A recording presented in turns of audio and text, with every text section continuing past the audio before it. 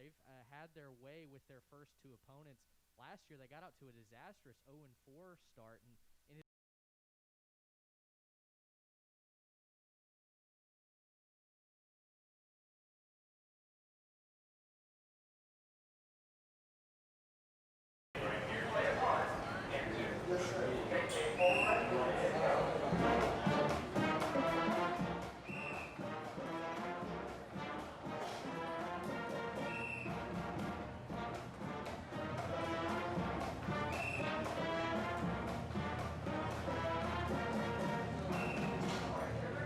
As we welcome you to Mustang Panther Stadium, we ask that you please follow a few simple steps to help us prioritize the safety of our players, employees, and your fellow fans.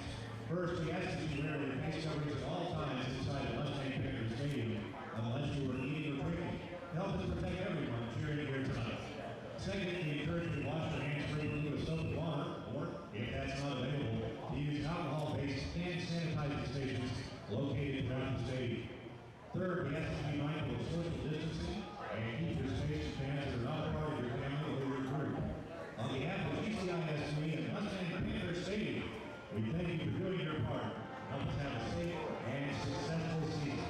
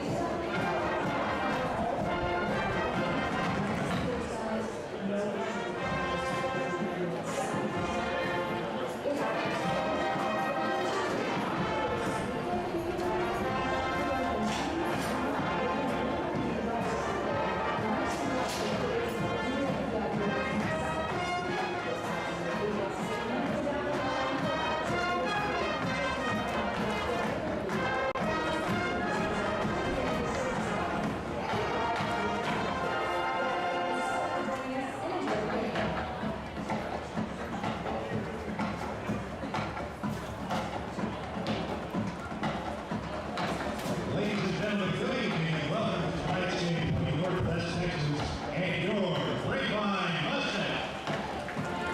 Fans tonight is headed by a showcase of talents and skills of students from each school within the competition participating in all of this last events. The performances here tonight will result from the hours of preparation. Team, fans, building, and characters have worked hard for your entertainment and appreciation. Please encourage them with your cheers, your applause, and your great sportsmanship. These students, along with their directors and coaches, represent their school with pride and honor. Tonight's game is conducted according to the rules of the University Interscholastic League. The official sport tonight's game was selected by mutual consent of the schools, and the rulings should be respected by all. As a reminder, the use of alcoholic beverages and tobacco products is prohibited on all school property, which includes parking lot areas surrounding the stadium. This year, spectators are not allowed on the field following the game. Please keep your students outside of the stadium and parking lot. Thank you for your cooperation. We thank you for your attendance and encourage you to get ready to enjoy the performances of the talented students from these two Grapevine students. Tonight's officials from the Forward Association, back judge Kyle Wood, side judge Tony DeLeo, field judges James Wilcox, line judge Teddy Burke, linesman Armando Alvarado, umpires James Rogers, and the referee tonight, Bill Simmons. The Texans are led by head coach Billy Poe and Mustangs by head coach Mike Alexander.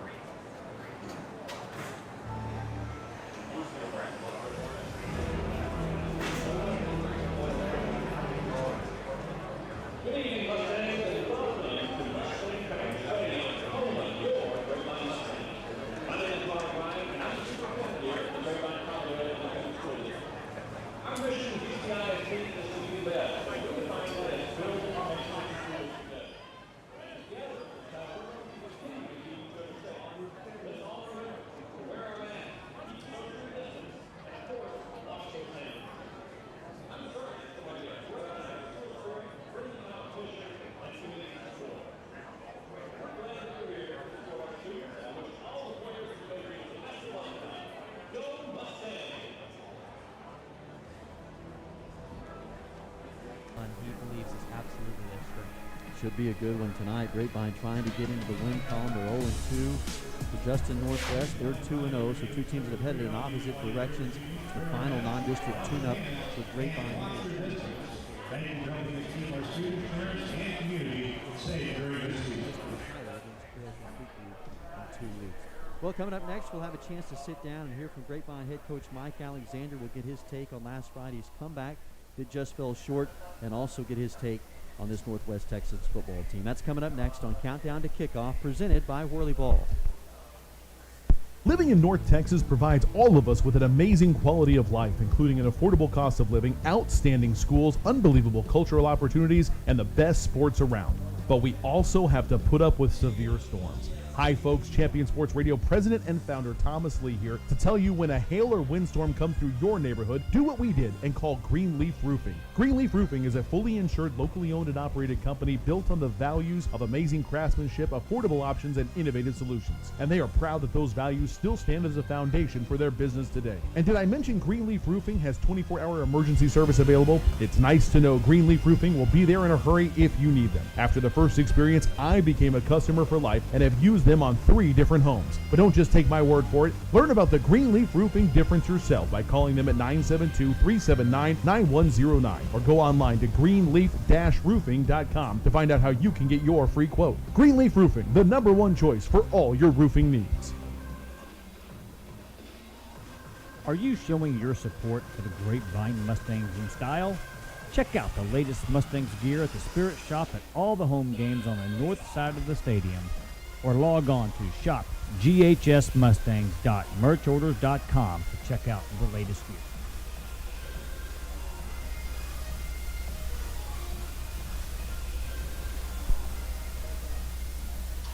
Ladies and gentlemen, at this time, I'd like to introduce you to award-winning Grapevine High School varsity cheerleaders.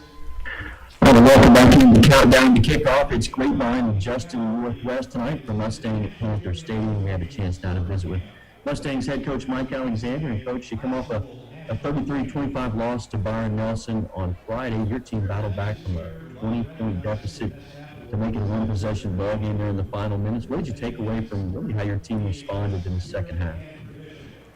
I was proud of them for just how they battled back and stayed in the game. I felt like that was a step forward because I want to say the week before in the Heritage game, I feel like, that game's always a little bit different, but because it has so much more emotion tied to it. But I think our kids, when we got down the second half, I think they didn't.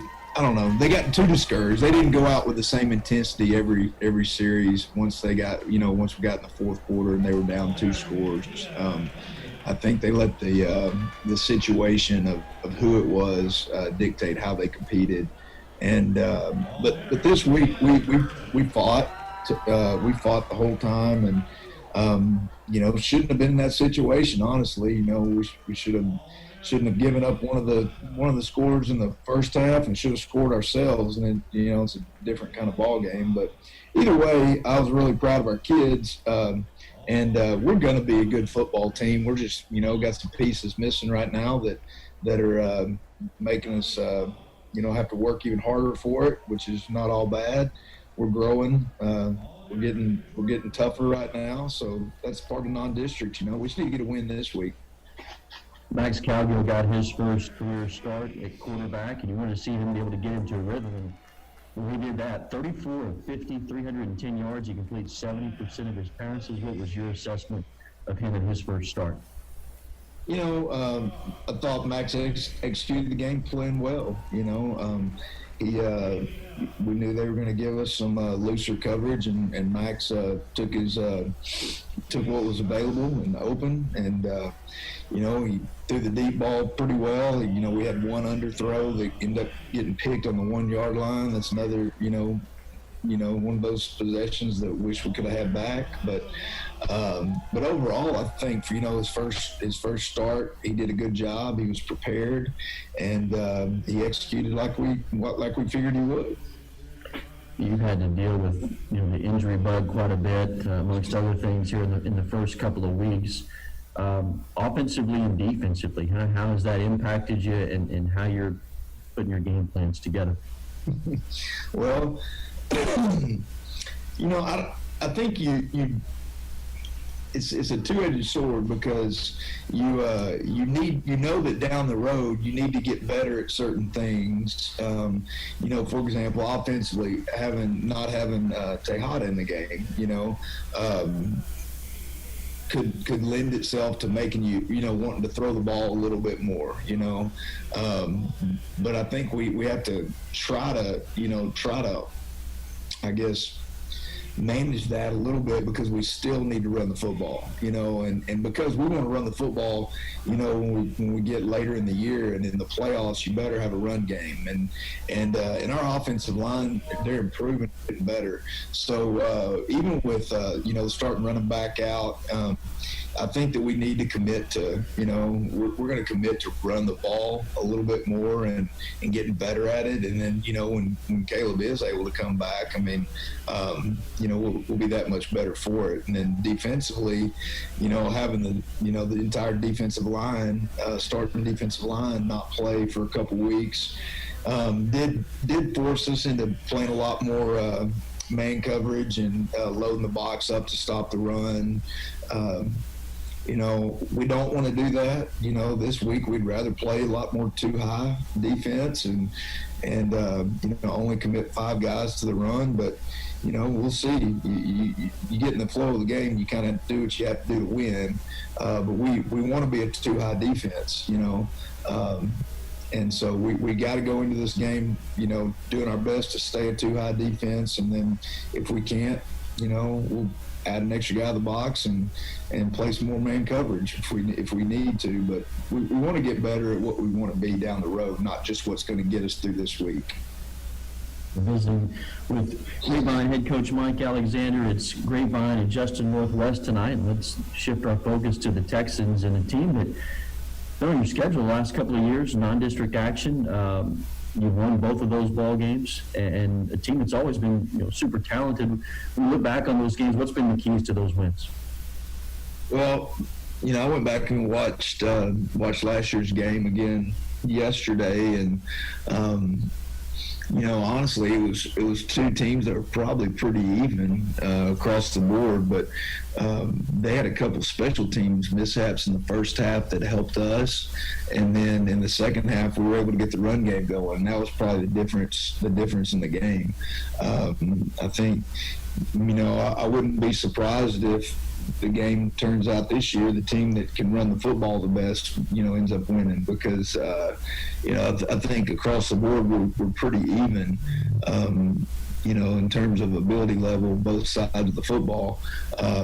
So I think taking care of the football, no turnovers, winning the special teams battle will be huge. And then I think the missing thing that might get overlooked a little bit is who can run the football, and we want to, like I'm telling you, our offensive linemen, I really think are getting better. And I think we're going to be able to be probably the best rushing offense that we've had since I've been here the last 6 years. So I'm excited about it. They feature a young sophomore quarterback who seems to have gotten off to a really good start. You've been impressed with him. What stands out to you about him, and how do you try to slow their offensive attack down, what they want to do? He's accurate. He throws a very catchable ball. He understands, when it needs to have a little more zip on it, when he needs to take some off. I mean, I think he throws a ball that his receivers can catch, and he puts it in tight windows. So, we're excited for this challenge to face a guy that as good as he is. The kind of missing thing that I think gets missed on him is his ability to run. They utilize his legs a lot in the zone read schemes, and people are going to talk about his arm, but this kid's, in my opinion, I think he's a total package. He's going to be really good for the next several years for Coach Poe and the Texans. So we got a tough challenge ahead. I don't know if we'll be able to confuse him with any coverage stuff, but I'd like to think that being a young quarterback, we might be able to show him a thing or two that he hadn't seen, and maybe force him into some bad situations there. We'll see. Looking forward to tonight, and Coach, best of luck. Always enjoy the visit. All right, thanks, Reagan. That's Mike Alexander. It's Grapevine and Justin Northwest tonight at Mustang Panther Stadium. Countdown to kickoff on Champion Sports Radio continues right after this.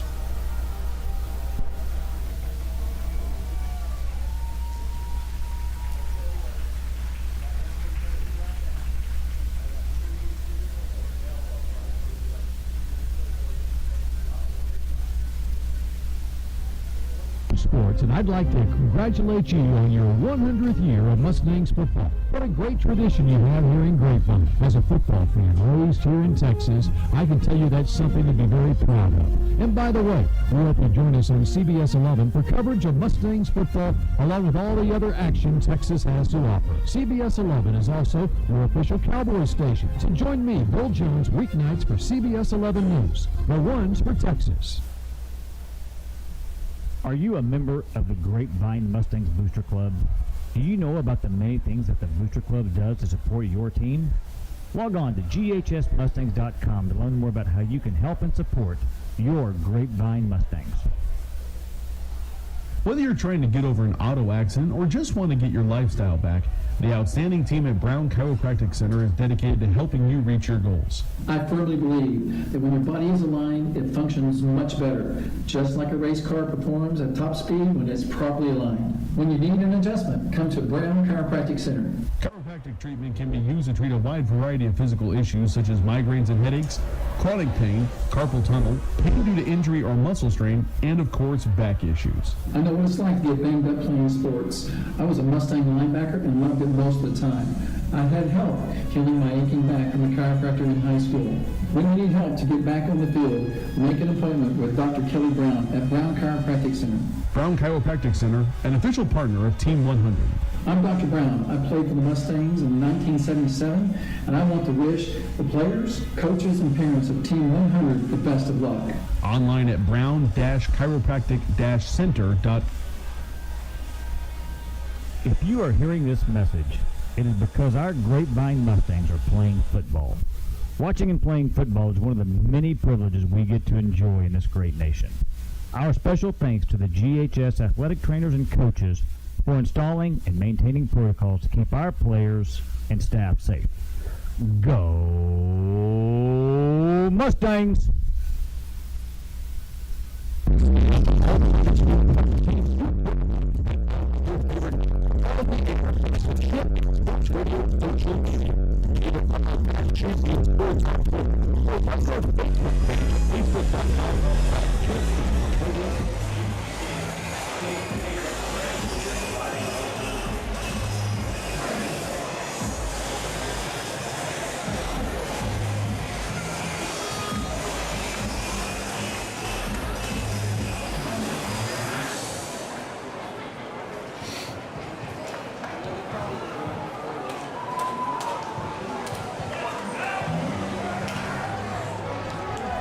histories, individual stats, records, and more. Lone Star Gridiron, the authority on Texas high school football.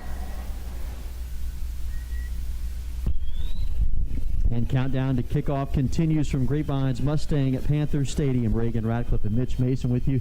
We're about 5.5 minutes away from the Mustangs and Texans kicking things off. And let's take in tonight's key storylines, 3 key things to watch for. And I think, first of all, the big thing that stands out when you listen to Mike Alexander's pregame interview is the fact that they've been hit by the injury bug early on in the season, and there's no doubt that depth becomes a real issue tonight for Grapevine. Yeah, there's no doubt, but every coach will tell you. If you need a family dentist, you need to know doctors. Advertisement runs through our pregame segment here. We'll get to that in a minute. But Derek Engel obviously is out and not available.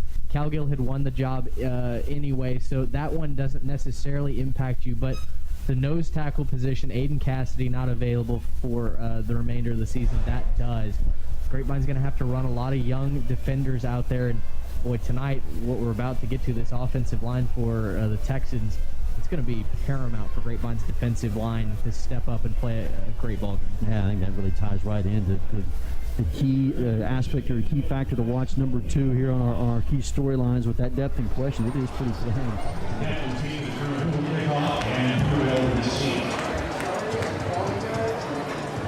Tonight's captains for visiting Texas, 6 Walden Sheriff, and for the Mustangs, number 11, Kate Cleveland, 14, Ben Ware, 17, Eric Engel, and 52, Jason Kirk.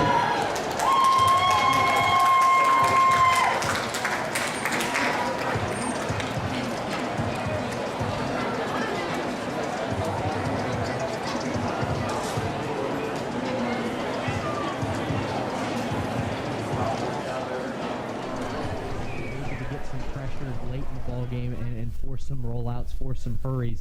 That's what they've got to do tonight. They got to find a way to win.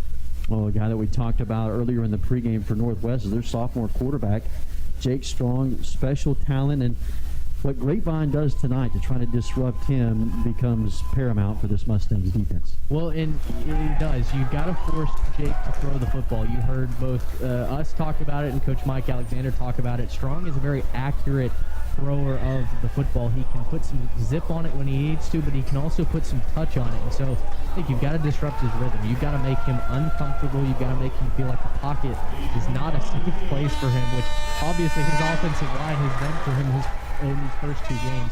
I'd look for Grapevine to run some blitzes, mix up their coverages, do anything to disguise that defense, give him different looks.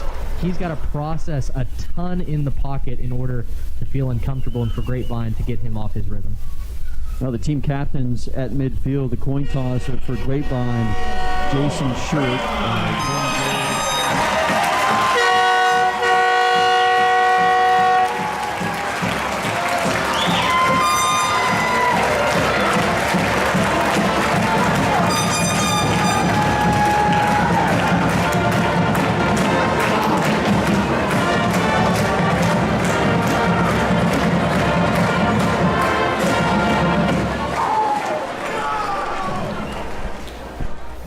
Grapevine, what's happening? Doug Dunbar here from CBS 11 News. And first of all, let me congratulate you on your 100th year of Mustangs football.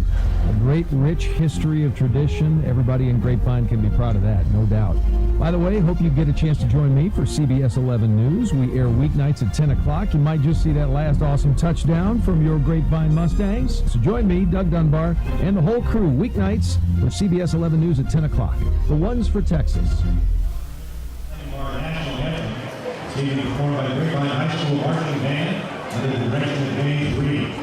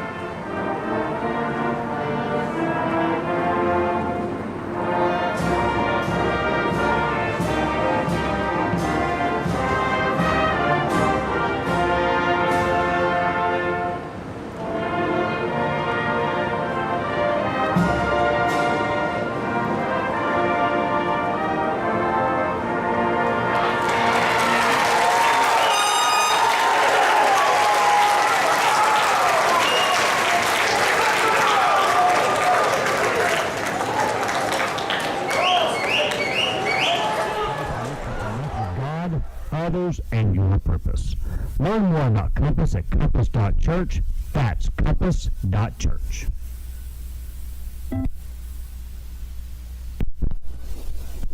The Grapevine Mustangs fell to 0-2 after an incredible comeback, fell just short last Friday against Byron Nelson. Tonight, the Mustangs play host to a Justin Northwest team that is 2-0 for the first time since 2017. Well, it's a hot and humid night for football here in the Metroplex.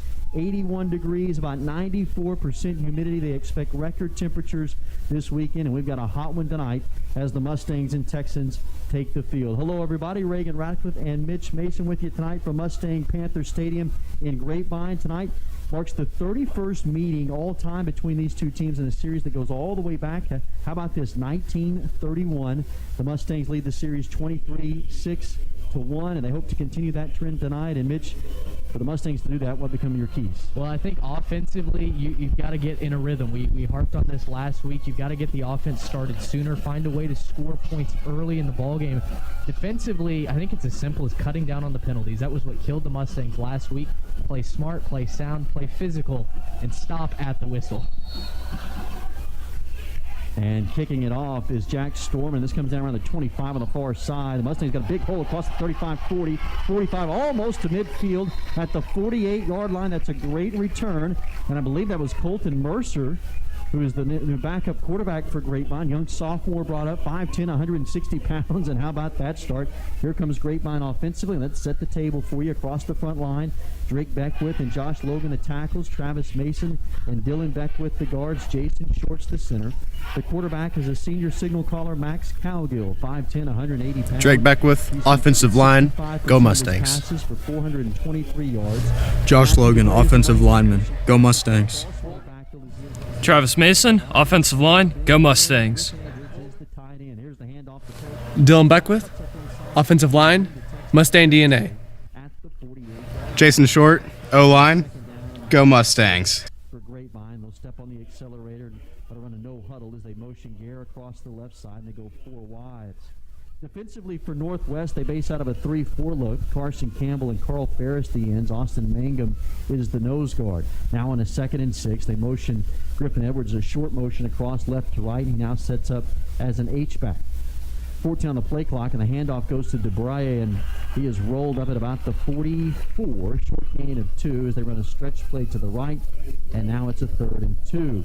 The linebackers for Northwest, Ashton Peterson and Jack Storm, and Moses Mucio and Gavin Ramos are on the inside. The corners, Nathan Van and Jason Laster. And then the safeties were a pair of all-district selections as outside linebackers last year, Isaac Bowles and Preston Scrivener. On a 3rd and 2 from the Texans' 44. Back to the ground, Polk straight ahead. He gets to about the 43. He's a yard short of the first down, and it's a 4th and 1. And Mike Alexander talked in the pregame about wanting to run the football, and they've done just that here on the first 3 plays. They have. They're committed to it, and they're going for it on 4th down. 4th and 1. Edwards is the tight end set right. The ball is on the right hash mark. 2 backs. Back to the ground. Polk's got the first down. He's belted at the 40 as he lowers his shoulders and takes a hard hit from Moses Mucio, the inside linebacker, but that's a financial first down for the Mustangs. Well, and how many times have we called Polk's name, whether it's in the passing game or running the football? He can do so much, and it's going to be a big part of this Grapevine offense for a couple years to come. So a 10-19 in this first quarter. Opening drive for the Mustangs. They've got the first down of the night. They're at the 40-yard line of the Texans from the shotgun. Cowgill looks left, now stepping up right. Slides to his right as pressure comes and throws that one into the turf. Right at the feet of Elijah, still at the 35, but a smart play by Cowgill, who's been very impressive in his first 2 starts. Well, he has. You look at the numbers for Cowgill. He's Max Cowgill, quarterback. 3 touchdowns and an interception. Matthew DeBray, running back, yards passing. He is go Mustangs. An electric quarterback to start. Griffin Edwards, tight end. The offense as a whole, though, has been Parker Polk, running back and receiver. You'd like to see them Ben Gare, wide receiver, go Mustangs. When they get in the red zone. 2nd and 10. Elijah Steele, receiver. They swing it out to him. Breaks a tackle at the 40. Look out, 35-30 into the secondary. Lowers his shoulders, gets to the 26. And Polk, a 5'6", 165-pound sophomore, Does it with his feet there and moves the chains. Gosh, I can only imagine what it's like to be that fast. He just put the jets on and outran the linebacker coming around the corner. Good job by Polk, who leads the team in receiving yards. Another First Financial first down for the Mustangs. They've got it at the 27. The Texans, quick hitch pass to Gary, bobbles it, and then hauls it in at the 25. It's a pickup of 2 before he's slung to the turf.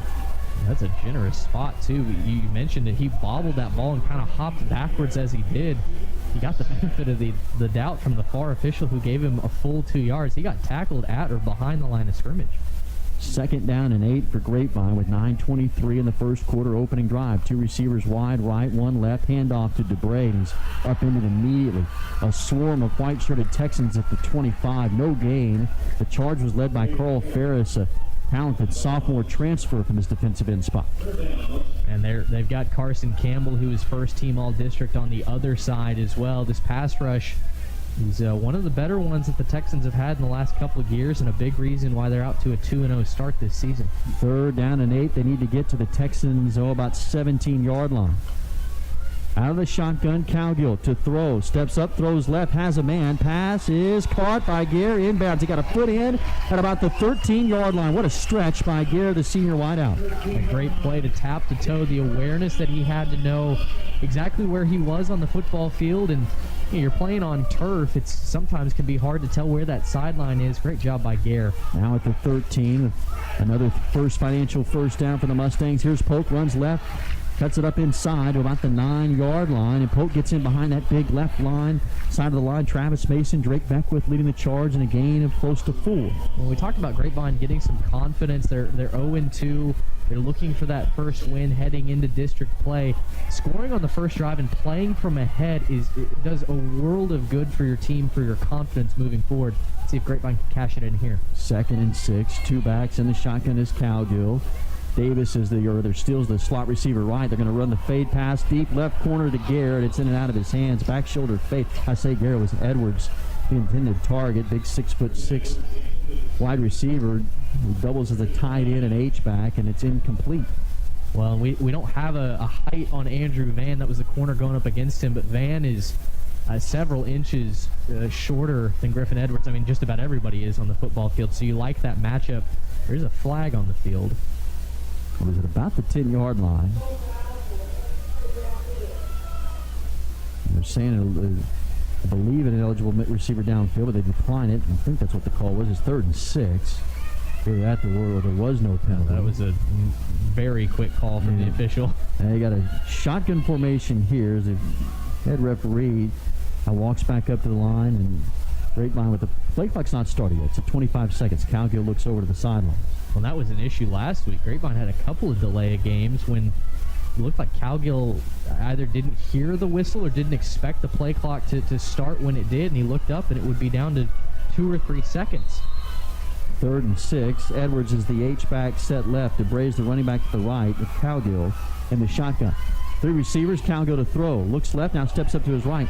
Here comes pressure. He evades it, goes to his right, now fumbles the football and pounces on it at the 9. He just lost the handle of the ball.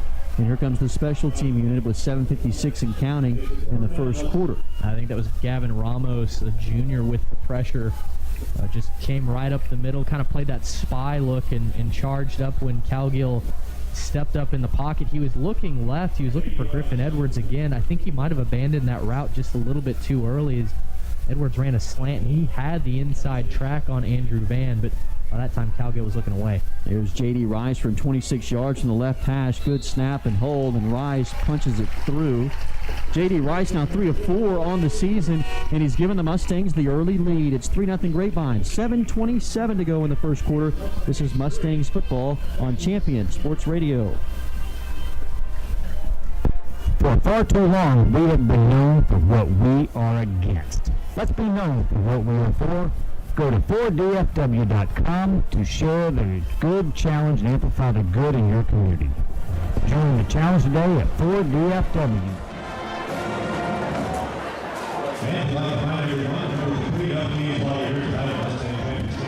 First 2 points for team middle management. The office is not one of them. Our students, parents, and community.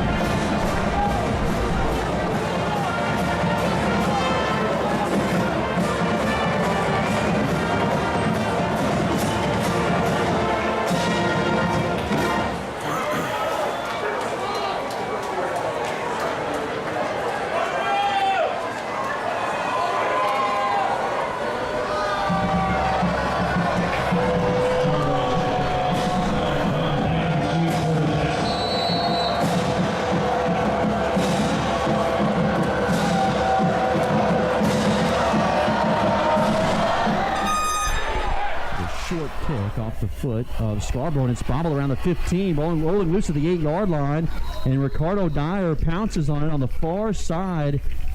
And, you look back at last year, the Texans had some miscues in the kicking game that played a key role in that loss to Grapevine. Grapevine won 36-26, and Bill Cole, all of a sudden, I think he has a sick feeling in his stomach when he saw that ball falling around the turf. Well, maybe a little bit of deja vu. And, for Grapevine last week, it was some errors in the kicking game as well, specifically coverage errors that allowed Byron Nelson to just sprint down the field on kickoff. So you'd like to see that reverse track and maybe Grapevine take advantage of some errors here tonight.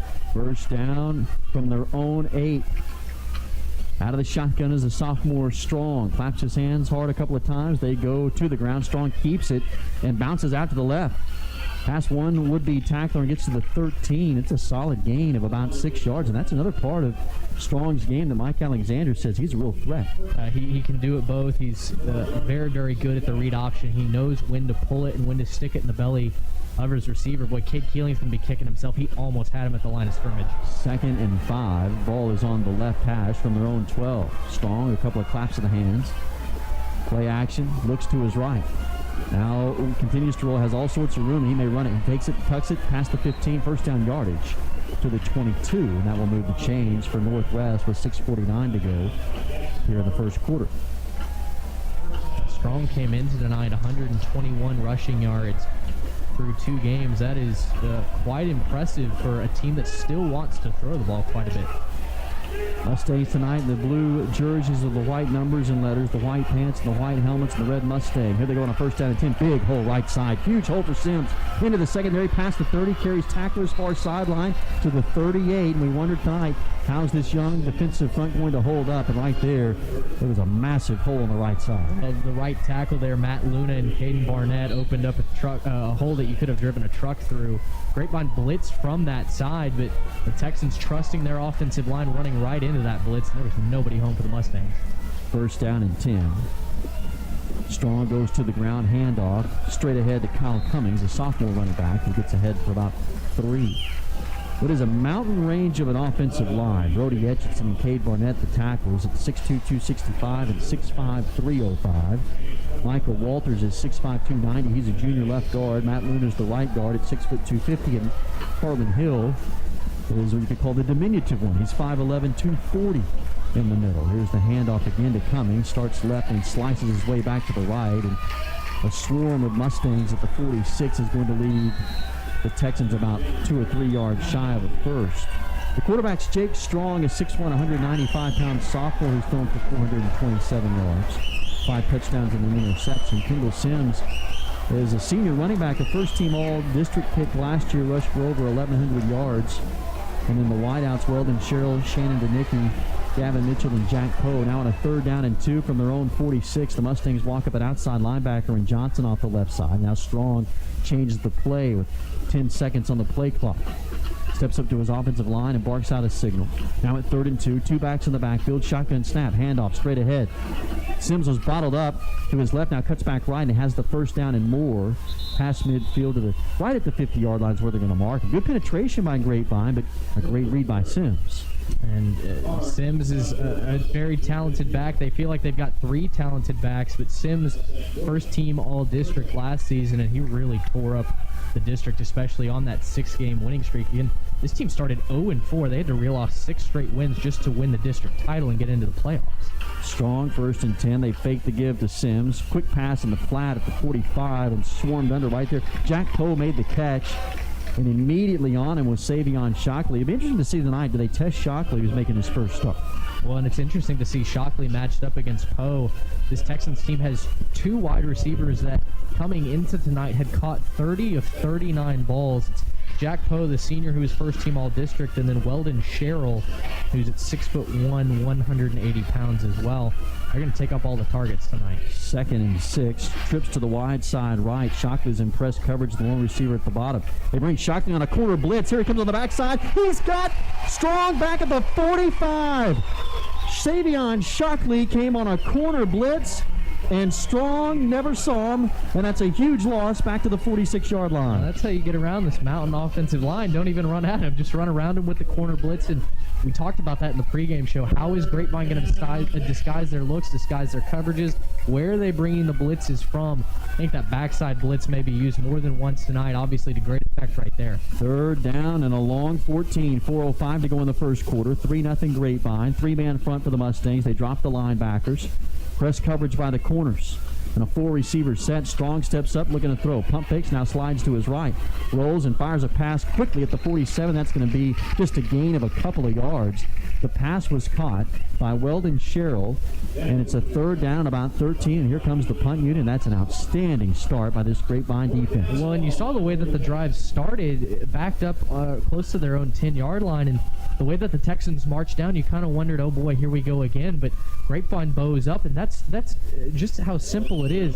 You get a spark, you get a big play for loss, and all of a sudden the defense can bow up and has something to encourage them. Fantastic job by the Grapevine defense. Here's the punt off the foot of Sherrill. Garrett calls a fair catch at the 21 as he had to race to his right and makes a terrific grab. Well, that saves you a lot of yardage right there. That is a key play by Garrett. Won't go in the stat book in terms of any kind of return yardage, but you can almost say that Garrett saved you maybe another 10, 15 yards right there. Sure, you never know where that ball can bounce to, and good hands getting underneath that ball. It wasn't kicked particularly high, and it was kind of a knuckleball as well.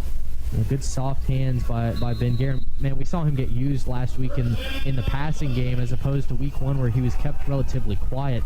A very special kid that lines up at receiver for the Mustangs. This drive starts, 3:13 to go in the first quarter from their own 21. Trips to the wide side left, handoff Polk, running left. Not much there, off left tackle. Taken down after a gain of a couple of yards, and it looked like the inside linebacker and Gavino Moses was there on the stop.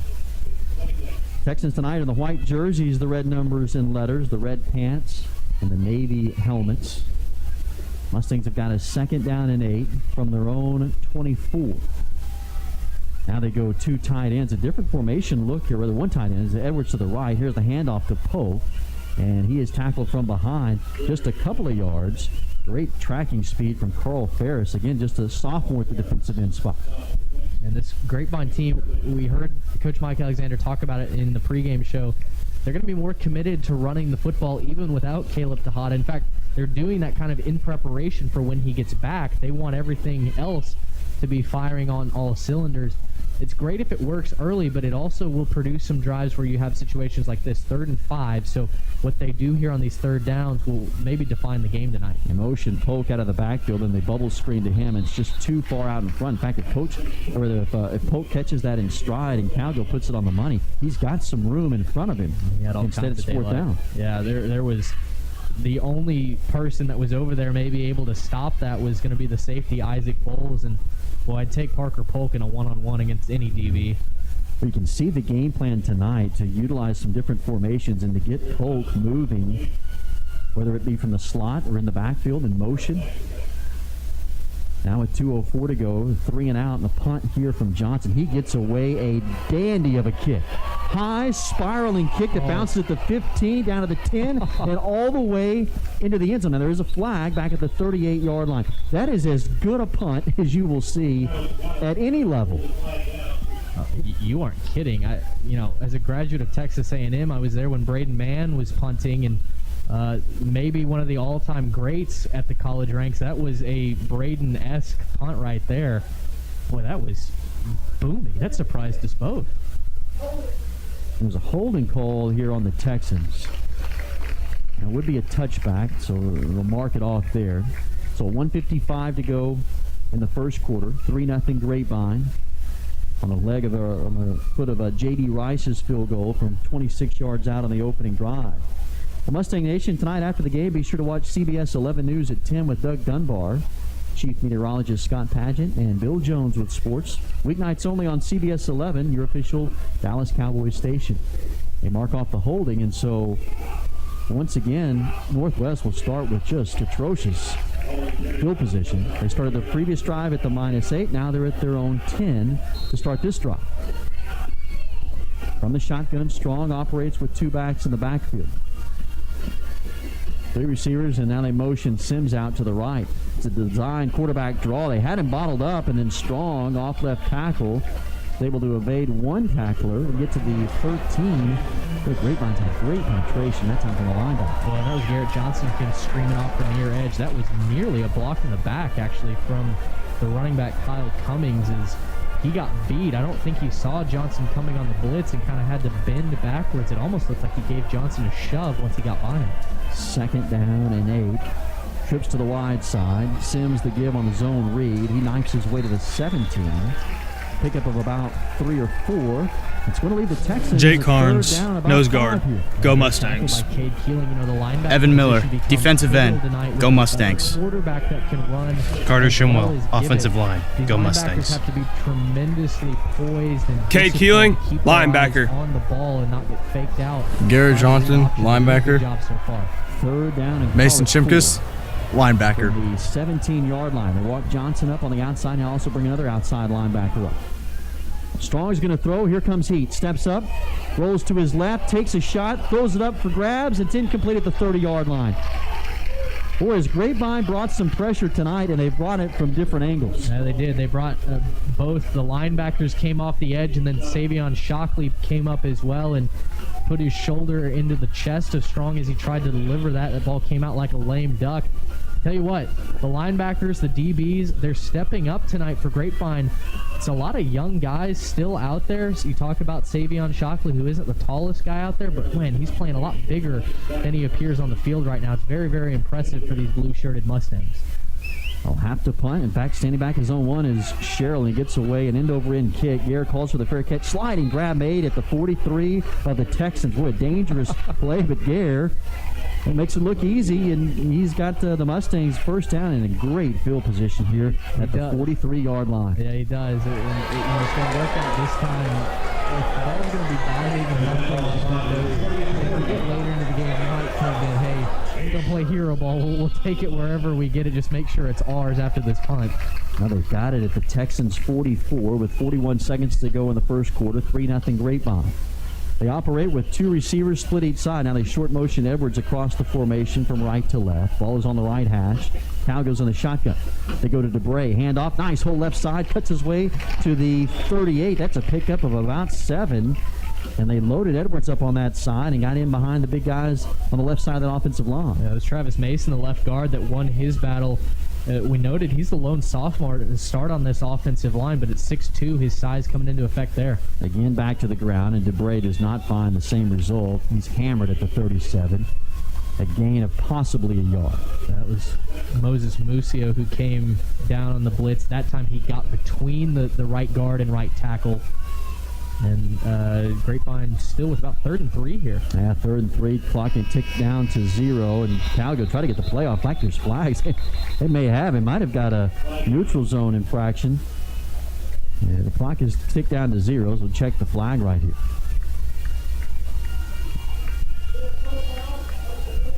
Oh, did he wave it off? Oh, the official's waving it off. He did. Well, Mike Alexander can't believe it either. And doing things unconventionally, usually you see teams go to just take it to the next quarter, but Grapevine tried to get a playoff quickly. They thought they had the flag and what they wanted, but instead they don't. They wave it off. So a 3rd and 3 is coming up. 3-0 Grapevine. We head to the second quarter. This is Mustangs football on Champion Sports Radio.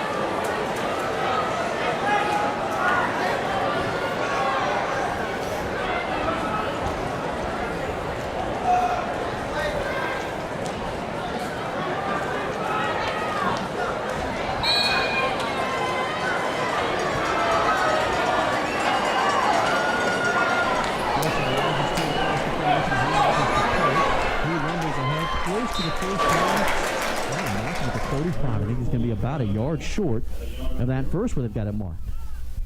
Well, that's a little bit of a tough spot. I thought Polk's second effort got him to the 34-yard line, but they're going to go for it anyway. They need a full yard here. And the offensive unit stays out. The play clock's at 15.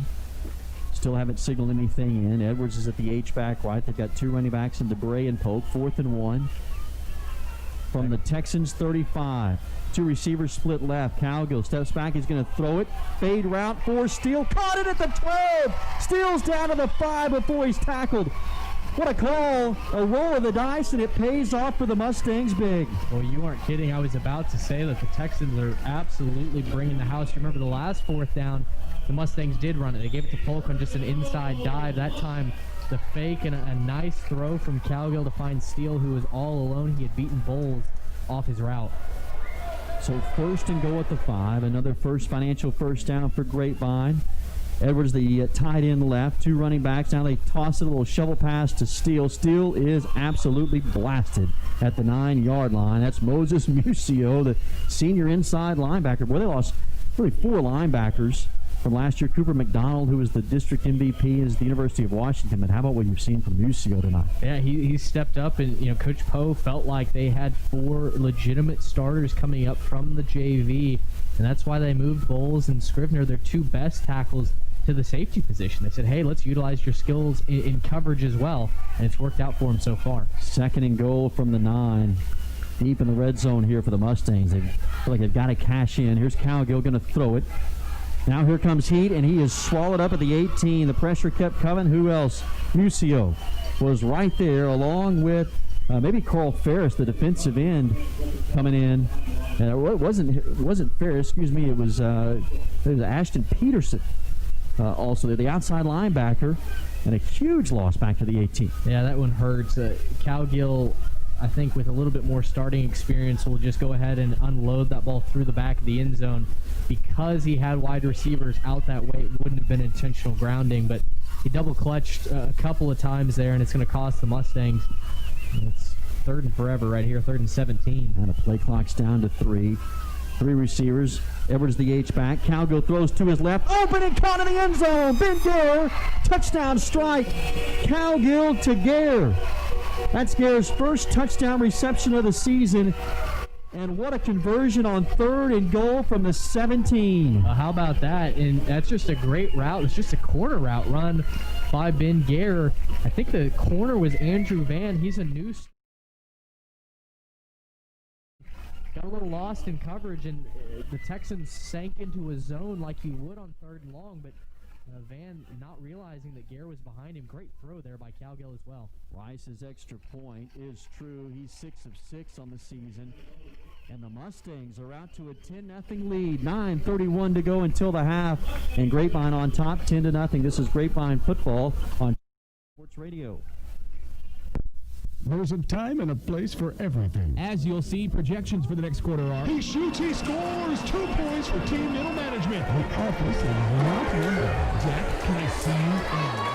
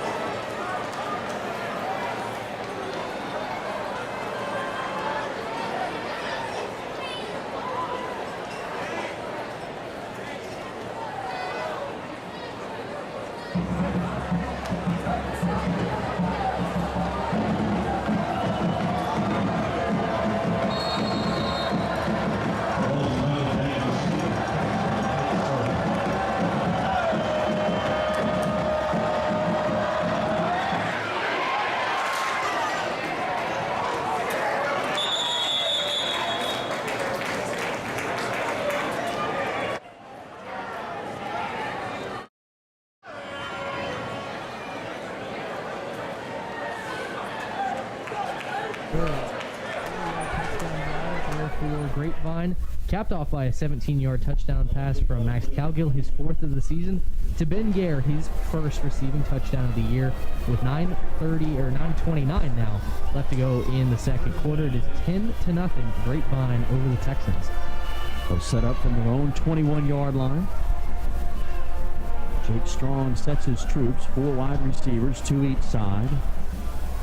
3 down linemen for Grapevine. Play action. Strong's going to throw. Here comes Heat, and nearly getting him from the backside with Shimkus. Spins back to his right, throws it away. Boy, the Mustangs have brought some pressure from different spots. That time it was Shimkus. It's incomplete, and boy, Strong has been under duress here through the first half. He has, and that was one of the keys to the game for Grapevine, is just mix up your coverages and find a way to make him uncomfortable. He's got this gigantic offensive line, so through the first 2 games, he's been able to disperse the football with ease. Tonight, Grapevine's making that very, very challenging. 2nd down and 10. Press coverage by the corners and 4 receivers. Here comes an outside linebacker again. Strong steps up, throws, passes caught at about the 28, and then pushed back to the 26. It was hauled in by Jack Poe, leading receiver on this team with 180 yards. But it's still short of a first, 3rd and 3 now. That's Poe's 2nd catch of the night. He actually had Weldon Sherrill, the other leading receiver, on a corner route on that first play. For whatever reason, didn't pull the trigger. Grapevine's certainly glad he didn't. Let's see if they can go up and get another stop here as Shockley marches down from his cornerback position. Now they bunch receivers to both sides. The running back set to the right of Strong on a 3rd down and 3. Strong's going to throw. Sets up in the pocket. Now spins back to his left. Here comes the Heat. Rolls back around to his right. Buys himself some time. Still on the run. Throws in the flat. Incomplete. Strong chased all the way back to the 10-yard line. Garrett Johnson was the last Mustang to put pressure on him, and it's another 3 and out. Well, that was shades of Johnny Manziel for Strong getting out of that. I'm shocked that he wasn't sacked on that play. But, you know, what oftentimes happens in those situations is the secondary can lose their man. It is so hard to defend for 3 to 4 seconds, let alone 7, 8, 9 seconds as the quarterback scrambles. But great job by the Mustang defense not allowing those wide receivers to slip out open, and Strong just has to throw the football away. Sherrill to punt from his own 14. He gets away a good kick. It's a knuckleball. Tough one for Gare to catch. He stumbles at the 35 and then lets it roll and is down to the 27. Boy, that got dicey for just a second. We've seen Gare make 2 breathtaking catches, and right there as he kind of tripped over his own feet, you just momentarily praying that he was not going to touch that football. It's kind of gotten more and more extreme every single time we've seen him try and field a punt. The first 2 times able to get his hands on it. The first time he caught it. The second time he kind of slid to catch it. That time, as you mentioned, tripped over his own feet. He's lucky that ball didn't take a bounce right into him. Mustang football tonight brought to you by Brown Chiropractic. Get your lifestyle back. Go see Dr. Kelly Brown, former middle linebacker and captain for the Mustangs. 10-0 Grapevine. They have the ball at their own 29, leading 10-0. With 8:24 to go until the half. Now they motion across the air, toss it to him, try to sweep right, cuts up inside at the 30, breaks a tackle, and then is slung forward at the 35. Now there's a flag back at around the 26, and that is typically in the area of holding. Yeah, Parker Polk, his shoulders slumped a little bit. I think he might have gotten a little too much of the jersey, and it is holding. And that'll have to bring it back. Well, you love this. You love the game plan that you've seen tonight. Almost midway through this second quarter. Defensively, they've held Northwest to 3 possessions, a couple of 3 and outs, 3 punts, and they've been very innovative on the offensive end. Yeah, innovative is the perfect word. Grapevine's not the biggest team, not the bigger of the 2 squads, but they're playing faster, and that's what's given them the edge here tonight. 1st and 20 at their own 19. They set 3 receivers wide right. Cowgill quickly throws to Polk. He loses the football off of his chest. It's incomplete at the 18, and now 2nd down and 20. We thought with this Tampa 2 coverage, Mike Alexander said if they're going to play the corners off, expect us to throw a lot of short stuff, and that's what we've seen. Well, and that's exactly what Grapevine wants to do. Is they've got guys like Griffin Edwards who can throw blocks outside, and then you give any space to a receiver like Polk or Gare, and you've got instant yards after the catch. That was a good throw by Cowgill. Polk just turned upfield a little bit too soon and dropped the football. 2nd and 20. They need to get to their own 39. Cowgill has 3 receivers wide side right. DeVray's the running back to his left from the shotgun. Throws a deep route. Caught. No, incomplete to Gare at the 23. A leaping catch made by Gare, but he was out of bounds. And so now 3rd down and 20 coming up for the Mustangs. Boy, and Ashton Peterson, the outside linebacker, was licking his chops there for a second. Thought for a moment he had a chance to intercept that. But, good job by Calgill. If you are going to throw a route like that, make sure only your guy can go up and get it. That's exactly what he did there. 3rd down and 20. Polk now the running back side cart right of Calgill. Again, trips wide side right. They come back on a delayed draw, and there's a mix-up in the backfield. In fact, the pressure got to them, and right at the point of attack, that ball got on the ground. Balin Wells, the defensive end, was right there at almost where the handoff took place. And fortunately, the Mustangs keep the football at the 13-yard line. It's a huge loss, but they'll have to punt. Doing his best Jadeveon Clowney impersonation. Grapevine extremely fortunate to get that ball back and have a chance to punt it away, especially if Johnson does anything like what he did on the last punt. Grapevine's going to be just fine. Johnson now has to stand right with his heels on the goal line. There's a quick timeout called by Grapevine. The Texans send back Weldon Sherrill to receive this punt. This is going to be the best field position that Northwest has had tonight. 7:22 to go until the half. The timeout by Grapevine. They lead the Texans 10-0. That's been a big storyline tonight. It's just field position. It has. Grapevine got the short end of the stick last week. This week, they've been so much better in the special teams phase. They've obviously done a great job defensively, and Northwest not able to punt it nearly as far as Grapevine has tonight. And in fact, you might argue that Johnson standing on his own goal line means that this ball isn't going into the end zone. The Mustangs still huddled up. Now they break it up. Head out to about the 13-yard line. Mike Alexander, the head coach, also doubles as the team's special teams coordinator. Has to be thrilled with what he saw from Johnson on that punt. Bill Poe, the head coach for the Texans, he's in his 8th year. Fans of Texas high school football, particularly in the Metroplex, know that last name. His father, Ron, was the head coach at McKinney High School for 30 years. There's a high snap. Johnson pulls it down. He gets away another terrific kick. This is wobbly. Comes in about the 47. Fair caught. But what a punt by Johnson. Sherrill catches it at the 47. It could be a lot worse for the Mustangs. The Texans have good field position, but they're still close to midfield here. Sure, another good punt by Johnson. Good composure. That was a high snap, but Johnson able to pull it down and make sure he gets off that punt. And, to be quite honest, so often in those situations, it's easy to shank it. You hurry, you get out of your rhythm. Johnson just able to punt it and give his defense a chance. Great starting field position, no doubt, for the Texans, but Grapevine defense has been very, very strong so far tonight, obviously, with a 0 on the scoreboard. Mustang football tonight brought to you by the Compass Church, where their mission is navigating people to God, no matter your background. Learn more at mycompasschurch.com. Here's the handoff to Sims, bottled up, now finds some room off the left side. At the 40, and he's hog-tied right there. That's Savion Shockley, who came from the backside corner position. And Shockley tonight has been all over the place in his first start. It's still a positive gain, about 7, but could have been worse. And he's made his mark on the game. When we saw that he was getting... Adrian White, cornerback. He's taken some lumps in the first 2 games, specifically in coverage. Savion Shockley, cornerback. Go Mustangs. Well, and obviously had a big impact. Dylan Hohenberger, safety. 2nd and 3 from the Mustangs. 40 balls loose, a strong bobble. Jackson Yarbrough, safety. Snap, and he falls on it and actually dives forward to the 36, and he's got a first down. Not the design play that the Texans had drawn up. It was strong, it was a good snap, maybe a little low, but fumbled it to the turf and gets on it, gets the first. Now from the Mustangs 36, Grapevine with 3 down linemen. From the 36 of Grapevine, Justin Northwest's best field position of the night. Zone read, Strong keeps it, and he is tackled immediately. Great read at the line of scrimmage by Cade Keeling, and Strong had nowhere to go. He maybe got a yard. You mentioned it. Good read there by Cade Keeling. That snap was high, kind of up near the neck area of Strong. It would have made that handoff very, very difficult. So I think from the moment that snap was errant, Strong was keeping it. Cade realized that and able to drag the quarterback down after just a 1-yard gain. Jacob Barnes checks out. We got a young sophomore and Tristan Sneed in the defensive end position. Now on a 2nd down and 9. Mustangs rush 3. Strong sets up in the pocket, has time, throws, corner route, caught at the 12, and then pushed out of bounds. Biggest play of the night for the Texans, moves them deep into Grapevine territory with 5:38 to go until halftime. That catch was made by, looks like, Jack Poe. A really, really good touch on that pass. Exactly sure who that is. If it is Poe, he's limping. Yeah, he is. He's hurting. He took his helmet off and was very limp on maybe what looks to be that left leg. I think Adrian White kind of fell on the back of his leg in the middle of that stride as he went out of bounds.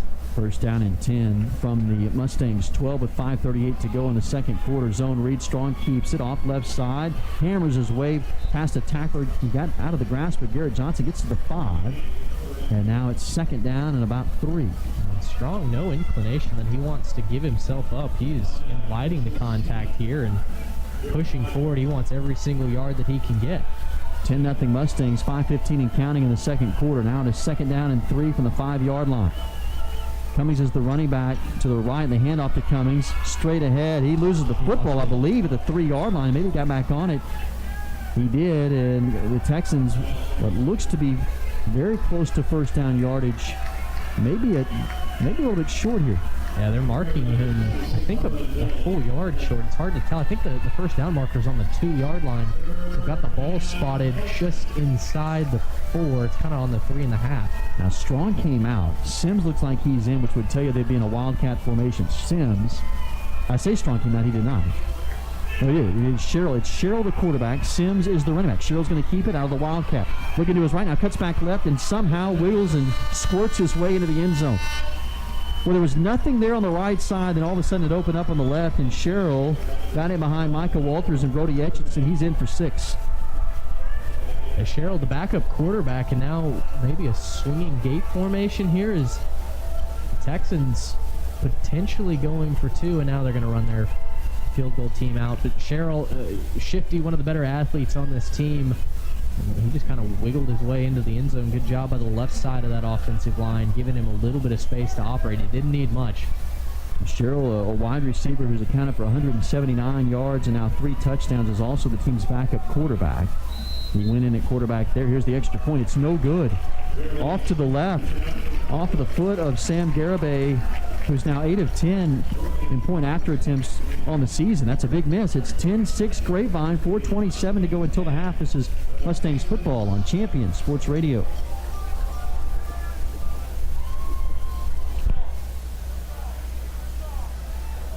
Quality of life, including an affordable cost of living, outstanding schools, unbelievable cultural opportunities, and the best.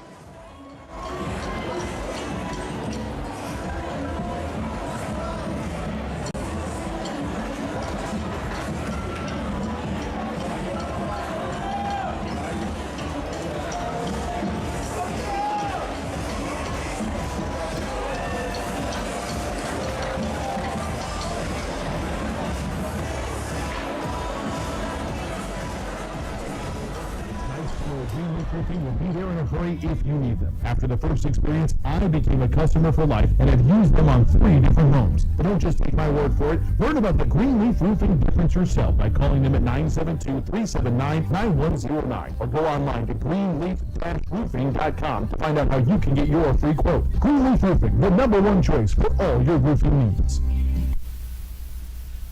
It's 10-6 Grapevine. Here's the kickoff, and a fair catch is called for at about the 25-yard line. It's hauled in.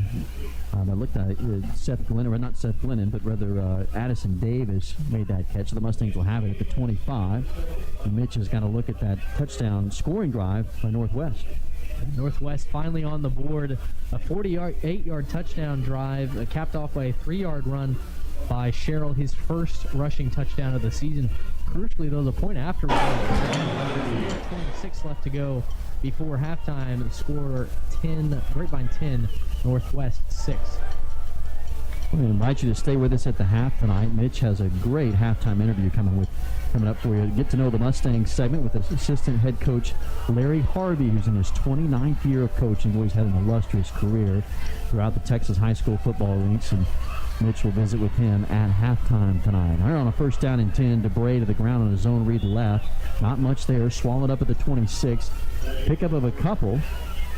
And it's second down and 8 with 4:15 and counting to go in the first half. You mentioned that interview that I have coming up with Larry. He's actually in his 31st year of coaching. He pointed out at the very beginning of the interview, but it was a fantastic talk. It's by far the longest that we've had. It's a little over 9 minutes. Just a delightful human being to converse with. Hey, they've got to make that edit on the website, They do. right? It's 2 years wrong. Right? You can't cheat that, man. There's Cowgill, the breakdown of a play, and Cowgill just takes it on a run to about the 34-yard line.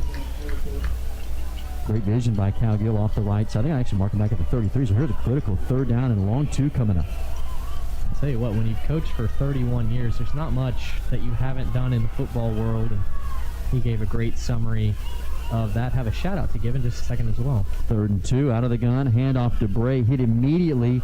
He tries to struggle his way forward. He's going to be stacked up. He's very close. In fact, the extra effort by DeBray got him to the 35, and that's a 1st down. And you can credit to that one to number 45. Matthew DeBray did that all himself. Well, he did. He just shoved his heels into the ground and kept pushing backwards. He even got spun around. It wasn't like he was driving the pile forward. He was having to push it backwards and still gets the 1st down. 3:09 and rolling in the first half. 10-6 Mustangs. Again, they go to DeBray. DeBray's got a nice hole and a big run to the 42, and then he's slammed to the turf at the 44. You know, last year it was Caleb Tejada who had a big game, 184 yards rushing against the Texans. They've not had that tonight, but there has been a concerted effort to run the football. That's a nice run by DeBray. They haven't had the big explosive home run play that Tejada can give you, but they're just kind of nickel and diming the Texans and consistently moving the chains. That's really all you need. 2nd down and 1 from their own 44. Back to DeBray, runs left, gets a stiff arm, breaks a tackle, 1st down yardage, and then is tackled around the legs at the 47, maybe the 48. That's a financial 1st down for Grapevine. I'm going to go back to that shout-out that you had just a moment ago, Mitch. Yeah, well, Coach Harvey, we talked for about 9.5 minutes on the recording, 10 minutes afterwards, and he texted me after all of that to say, my bad, I forgot to give my wife some credit. He said his wife, Sandy, is 40 years in the educational field. Yeah. And his youngest son actually plays fullback for Grapevine Middle School, so they're very happy here in Grapevine and excited for y'all to get to hear this interview. That is great. Yeah, I got to make sure you give the wife credit, especially, how about that career? 47 years. My goodness, here's a 1st down. Cowgill zips it to Gare, caught at the 43, breaks a tackle, into the secondary to the 39, goes Gare, and boy, was that a dart from Cowgill to Gare, moved the chains, the financial 1st down for Grapevine. It was, put it right between the numbers, too. Cowgill has done a fantastic job tonight. It's going to be fun for him to get in the film room this week and kind of get to see what all he's done well. He hadn't made any mistakes here this evening, and Grapevine's offense looks completely different than they did a week ago. 1st down and 10. DeBray runs off right tackle, muscles his way to the 37, gain of 3. What's kind of 3 yards, cloud of dust, and it's a minute 30 and counting. Grapevine's got 2 timeouts left. Something that we've talked about the last couple of weeks is these offensive lines are bigger than Grapevine, but we overshadow Grapevine's offensive line quite a bit. 2nd and 8, whistles blow, and doesn't look like Grapevine was set, and they'll back it up.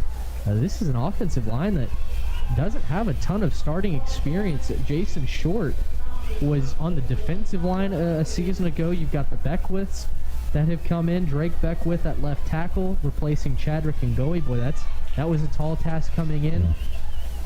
Not the biggest group of guys, bigger than some of the groups they've had in the past, but they've done everything asked of them this season, and they absolutely deserve that credit. It's a young offensive line, as you mentioned, Short just being that only senior. They're going to get better and better. Mm-hmm. And like Mike Alexander said at the beginning of the season, it looks like a 5A line out there. Big Drake Beckwith at 6'5", 255. They've got it backed up to about the 42 here. It would be a 2nd down and 13 after the penalty with 1:16 to go until the half. 10-6 Grapevine. This is a crucial drive. This could really be a difference maker here in the first half. Get some separation here. They split 3 receivers wide left. One up top to the right is Davis. Look out for Edwards. He's the inside slot receiver to the left. Cowgill in the shotgun, gonna throw it, steps up, going deep, 4 Polk, open at the 18, Polk to the 15, 10, 5, drags tacklers to the 3.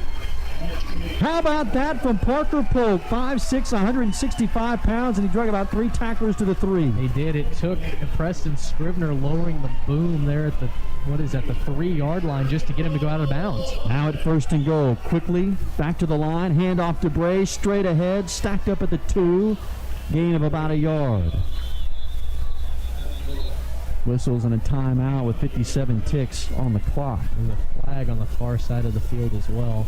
And it usually tells you maybe somebody not set or possible movement. Up top, Elijah Still is the receiver for that top side. Credit to Austin Magnum, the senior there. So we'll get the call. It's a false start against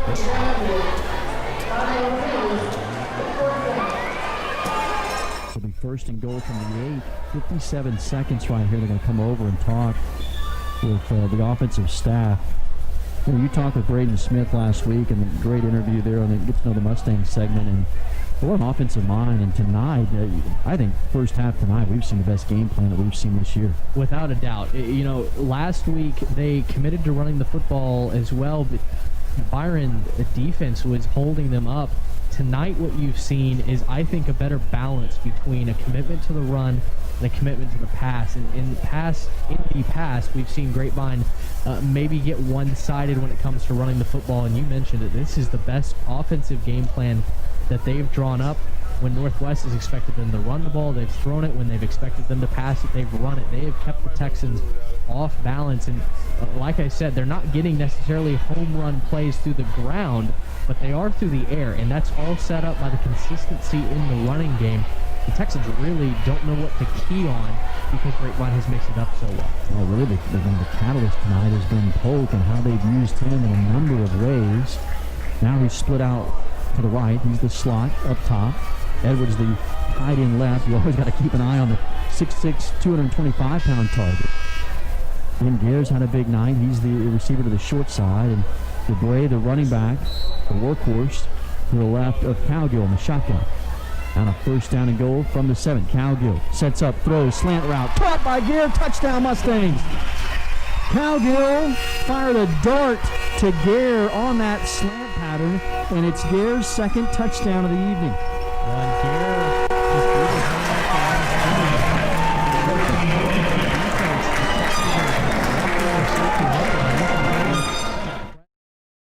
In the goal line, but remember, Isaac Bowles and Preston Scrivener are converted linebackers.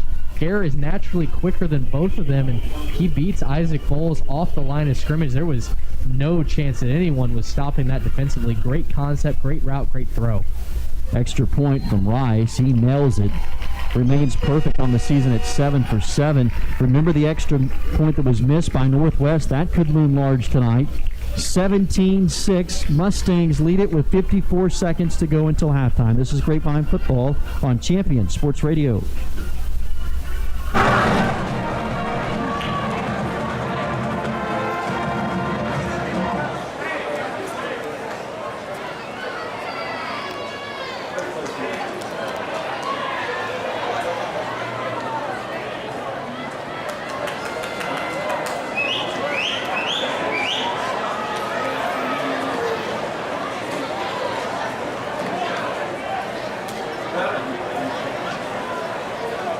They just like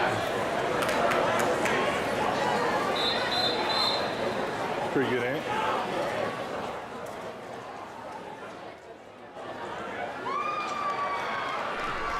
Special thanks tonight to Nick Mass and Greenleaf Roofing for their support. Greenleaf Roofing is DFW's preferred roofing company and the official roofing company of Champion Sports Radio. Find out why they have a ton of lifelong customers for yourself and get a free quote by visiting greenleafroofing-roofing.com. Now from the 40-yard line, Tate Scarborough will tee it up. 17-6 Grapevine, 54 seconds to go until halftime. And a very key defensive stand coming up here for the Mustangs as Scarborough gets a short pooch kick down to the 18, taken right there into the hands of Terry Duncan, the freshman, tries to get outside to the left. He does. There's a flag that's thrown. He's at the 35-40 as he turns the corner, but this may be coming back. He gets out of bounds at the 45-yard line. Let's check the flags. There's a couple. There's also one down in front of the Grapevine sideline at about the 32-yard line. This is going to be a holding against Northwest as Kendall Sims grabbed a Mustang and completely turned him around.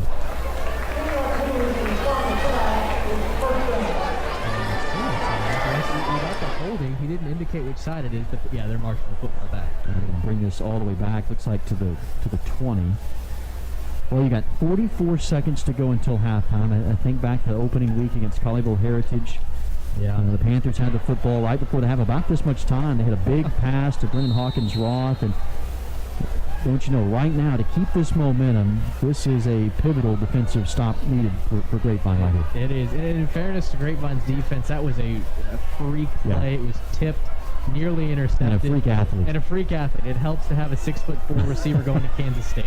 There's a first down and 10. They've got some solid wideouts, but no Kansas State commits. Here's Strong, going to throw, airing it out, deep left side, and it is intercepted at the 46. He threw it up for grabs, and it came down into the hands. I believe that's Keegan Courtney. Mustangs with an interception. Was that Courtney or was it?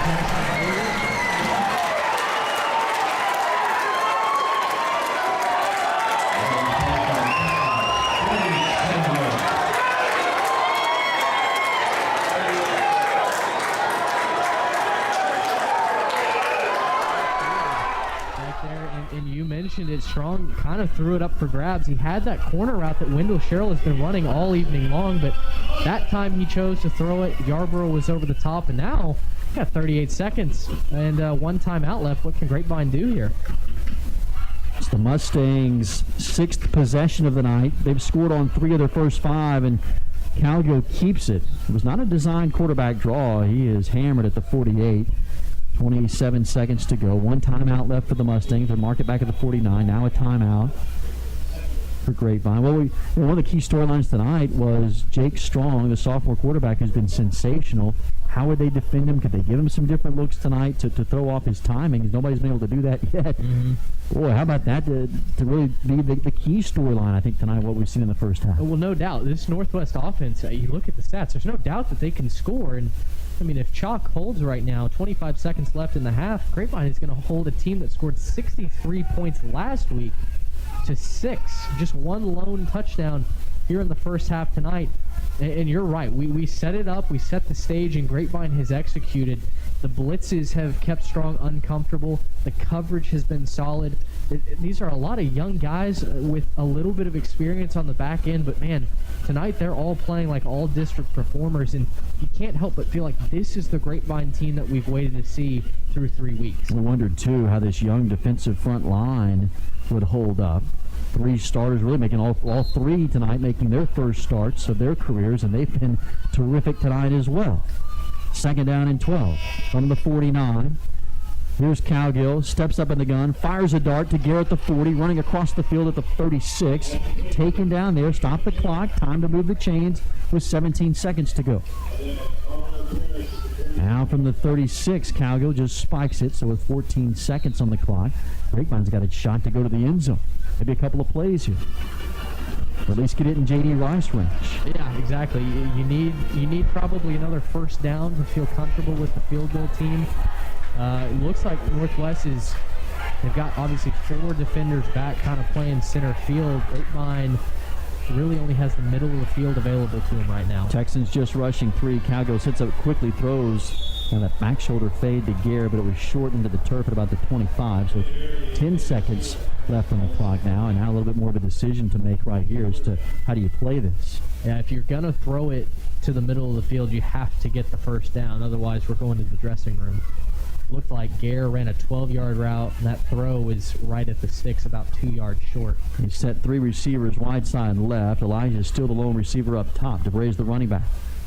Now in a 3rd down and 10, going for it all deep left side for Polk, and it's out of bounds at around the 10, so the clock stopped 5 seconds, and so now you do just take one shot to the end zone as you're out of J.D. Rice range.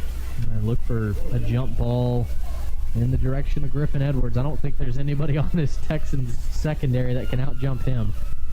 Edwards right now is a slot receiver wide side left. The ball is in the middle between the hashes at the Texans 36. 5 seconds. This will be the final play of the first half. 17-6.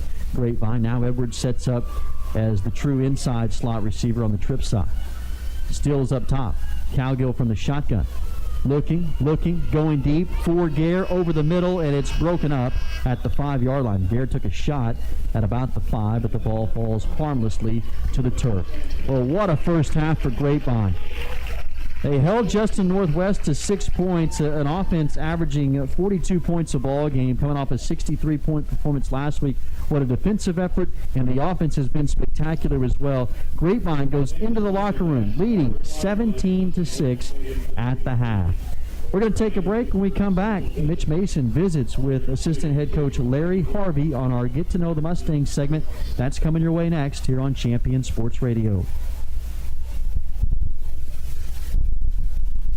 Jones here from CBS 11 Sports, and I'd like to congratulate you on your 100th year of Mustangs football. What a great tradition you have here in Grapevine. As a football fan raised here in Texas, I can tell you that's something to be very proud of. And by the way, we hope you join us on CBS 11 for coverage of Mustangs football, along with all the other action Texas has to offer. CBS 11 is also your official Cowboys station. So join me, Bill Jones, weeknights for CBS 11 News, the ones for Texas.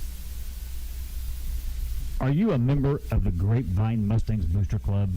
Do you know about the many things that the Booster Club does to support your team? Log on to ghsmustangs.com to learn more about how you can help and support your Grapevine Mustangs. Whether you're trying to get over an auto accident or just want to get your lifestyle back, the outstanding team at Brown Chiropractic Center is dedicated to helping you reach your goals. I firmly believe that when your body is aligned, it functions much better, just like a race car performs at top speed when it's properly aligned. When you need an adjustment, come to Brown Chiropractic Center. Chiropractic treatment can be used to treat a wide variety of physical issues such as migraines and headaches, chronic pain, carpal tunnel, pain due to injury or muscle strain, and of course, back issues. I know what it's like to get banged up playing sports. I was a Mustang linebacker and loved it most of the time. I had help healing my aching back from a chiropractor in high school. When you need help to get back on the field, make an appointment with Dr. Kelly Brown at Brown Chiropractic Center. Brown Chiropractic Center, an official partner of Team 100. I'm Dr. Brown. I played for the Mustangs in 1977, and I want to wish the players, coaches, and parents of Team 100 the best of luck. Online at brown-chiropractic-center.com.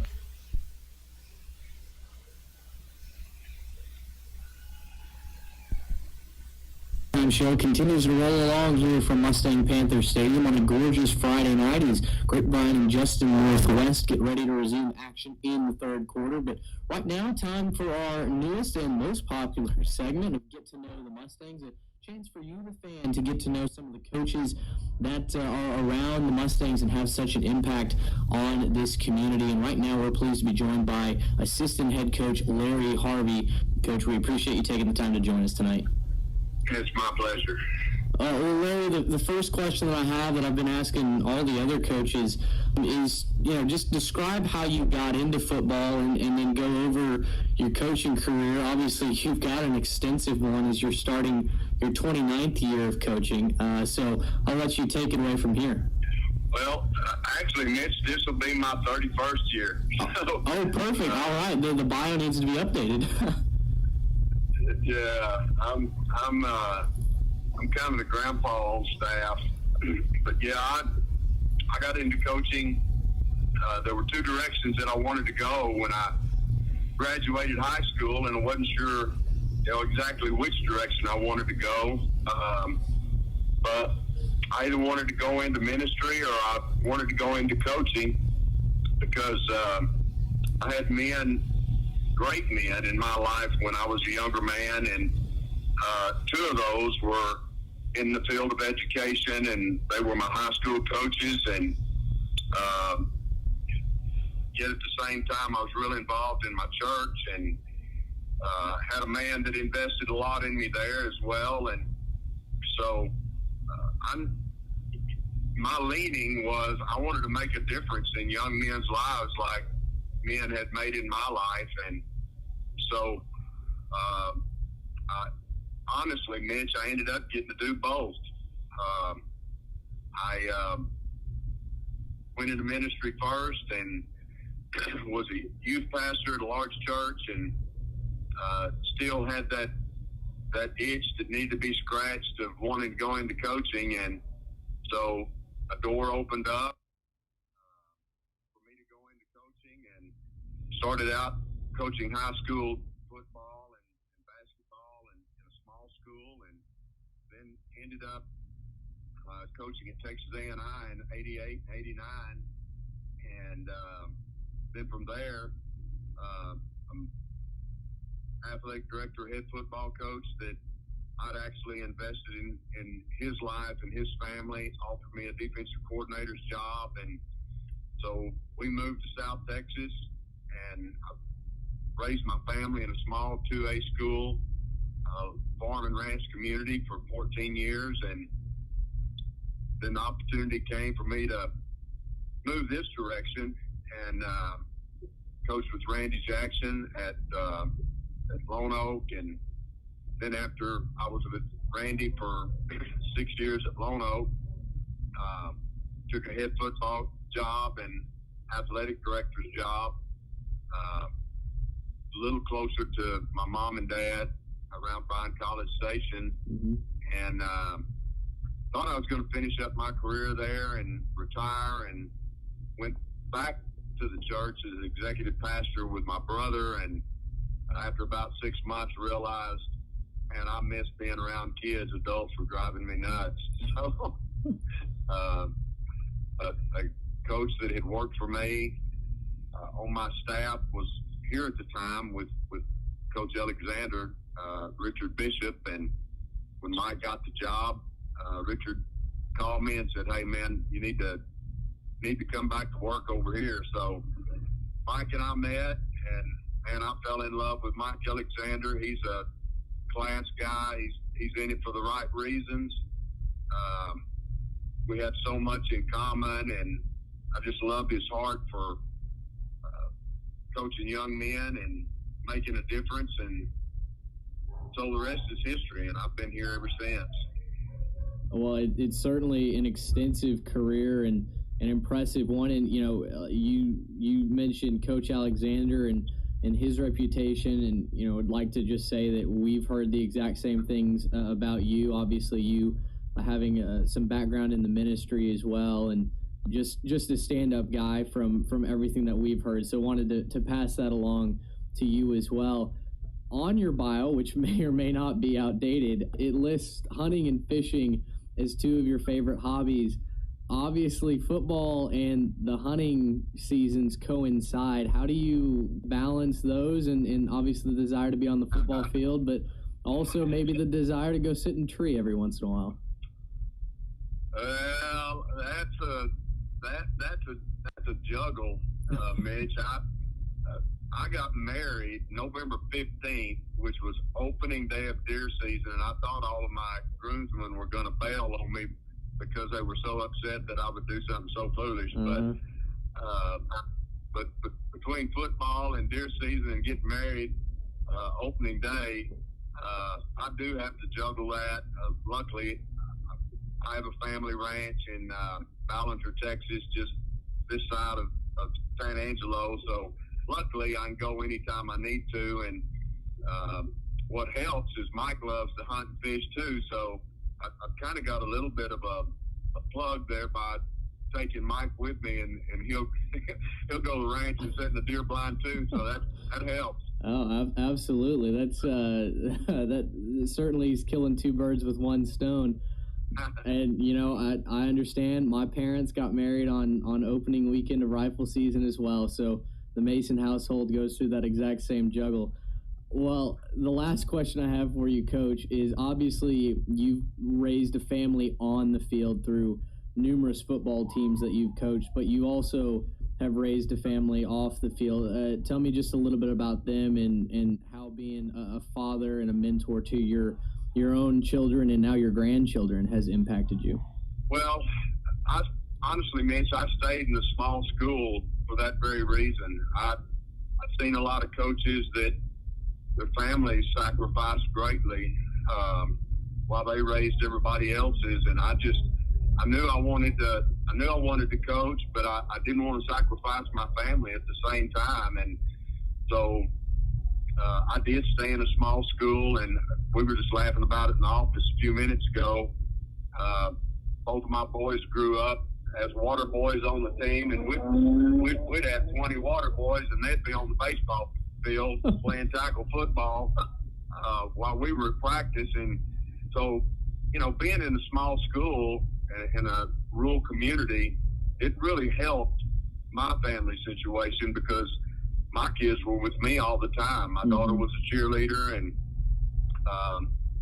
we didn't really have to sacrifice the time that some guys do. And I can honestly say that my kids being involved with athletics and being involved with coaches that had strong Christian values, it helped shape who they are.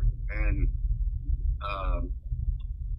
my daughter's a teacher and head of a math department, and she's in Rockwall ISD, which is where Mike came from. And both of my sons, or one of my sons is in ministry in Colorado Springs, and then my youngest son's in ministry as well. So I firmly believe that them being involved in the athletic world with me and with the kind of coaches that I had the privilege of coaching with helped shape their character and who they are. So I'm very grateful for what this profession has meant to me and my family. Oh, that is fantastic to hear. And Coach, we appreciate everything that you've done for Grapevine as well. You mean a lot to the team and those around it, and it's been a pleasure to talk to you this evening. Well, thank you for having me, Mitch, and second half will be another good half for us, so thank you for having me. It was our pleasure, Coach. And there he goes, Larry Harvey, the assistant head coach of your Grapevine Mustangs. And that concludes another edition of the Get to Know the Mustangs segment. When we come back, we have more action from Mustang Panther Stadium as Grapevine and Justin Northwest kick off in the second half. You're listening to Grapevine Mustangs football on Champion Sports Radio.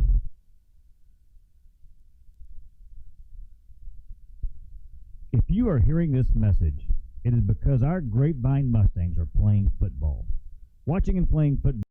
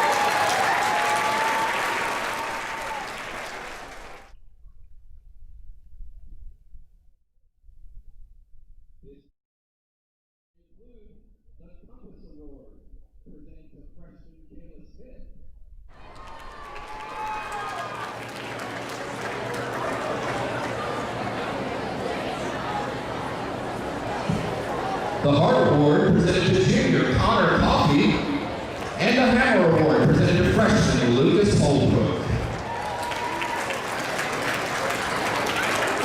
Let's see what our performance is. Here's our performance.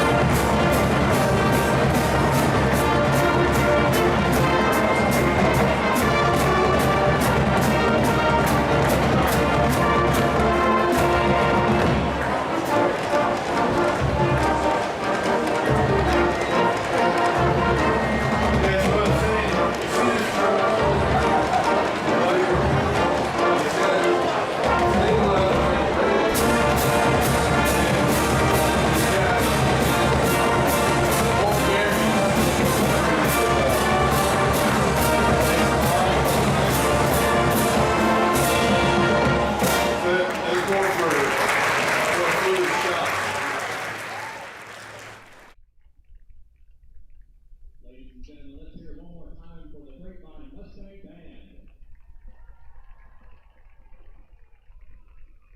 The Mustang thank our 2020-2021 sponsors, Pediatric Sports and Spine Associates, Dr. Eric Denzig, Southwest Family Medicine, Bob Moore Sports Center, Quickies by Lori, and Zabrowski Eye Care.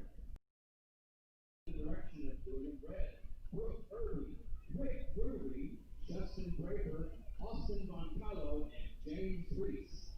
On behalf of the Mustang Band and the Phillies, we say thank you, good night, and go. Oh, Mustangs!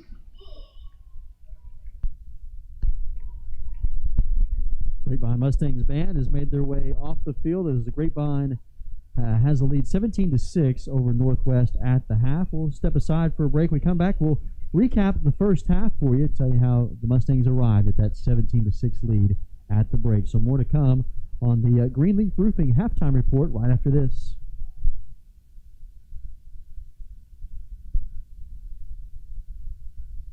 LoneStarGridiron.com. Access the complete history of Texas high school football, over 100 years of information, win-loss records, coaching histories, individual stats, records, and more. Lone Star Gridiron, the authority on Texas high school football.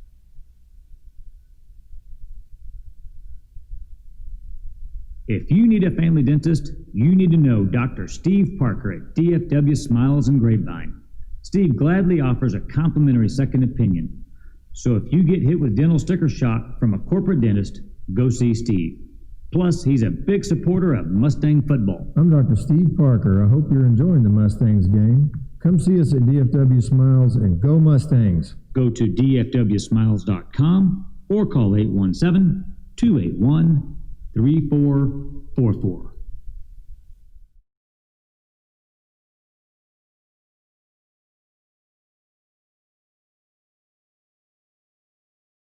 Office is not one of them. Jack, can I see you in my office? No pouting, it's your ball. Let's see what you got. But Whirly Ball is. For corporate events, team building, and private parties, Whirly Ball in Hearst and Plano is electric fun. Test your skills on the arcade games. Zip around in your Whirly Bug for a Whirly Ball competition. Or play the most affordable laser tag in the city. Learn more at whirlyball.info. Living in North Texas provides all of us with an amazing quality of life, including an affordable cost of living, outstanding schools, unbelievable cultural opportunities, and the best sports around. But we also have to put up with severe storms. Hi folks, Champion Sports Radio President and Founder Thomas Lee here to tell you when a hail or windstorm comes through your neighborhood, do what we did and call Greenleaf Roofing. Greenleaf Roofing is a fully insured, locally owned and operated company built on the values of amazing craftsmanship, affordable options, and innovative solutions. And they are proud that those values still stand as a foundation for their business today. And did I mention Greenleaf Roofing has 24-hour emergency service available? It's nice to know Greenleaf Roofing will be there in a hurry if you need them. After the first experience, I became a customer for life and have used them on 3 different homes. But don't just take my word for it. Learn about the Greenleaf Roofing difference yourself by calling them at 972-379-9109 or go online to greenleaf-roofing.com to find out how you can get your free quote. Greenleaf Roofing, the #1 choice for all your roofing needs. And the Greenleaf Roofing halftime report continues here on Champion Sports Radio. We're about 8 minutes away from kicking off the second half. Grapevine leading 17-6 over the Northwest Texans. And let's tell you how we arrived at that score tonight. Grapevine took the opening kick. They received it. They got out to the 48-yard line. A nice return, in fact, by a sophomore, Colt Mercer, who was called up to the varsity this week. Now the backup quarterback, taking over for Derek Engel, who's lost to injury. Mercer on the kickoff return set up the Mustangs in great field position. They drive down and end up that drive with a 26-yard field goal from J.D. Rice to give the Mustangs a 3-0 lead. And then on the ensuing drive for Northwest, they were buried deep in their own territory. They started at their own 8-yard line. They marched out to about the 28. They had to punt. The Mustangs got the football back with 3:13 to go in the first quarter, and it was a 3-and-out possession for Grapevine. One of only 2 3-and-outs in this first half for the Mustangs, and they kind of played back and forth in the kicking game as Northwest, a booming kick by Garrett Johnson, and Northwest was backed up to their own 10-yard line, and they were a 3-and-out themselves. They had to punt from their own 17, giving the ball back to the Mustangs. So with 41 seconds to go in the first quarter, Grapevine began that drive at the 44 of Northwest, and they cap off that drive with a 17-yard touchdown strike. Max Cowgill to Ben Gare, and that's been a big theme tonight in the first half. The extra point was good, and Grapevine had a 10-0 lead there to cap off the first quarter. There in the second quarter, Northwest on their next possession, another 3-and-out. They had to punt.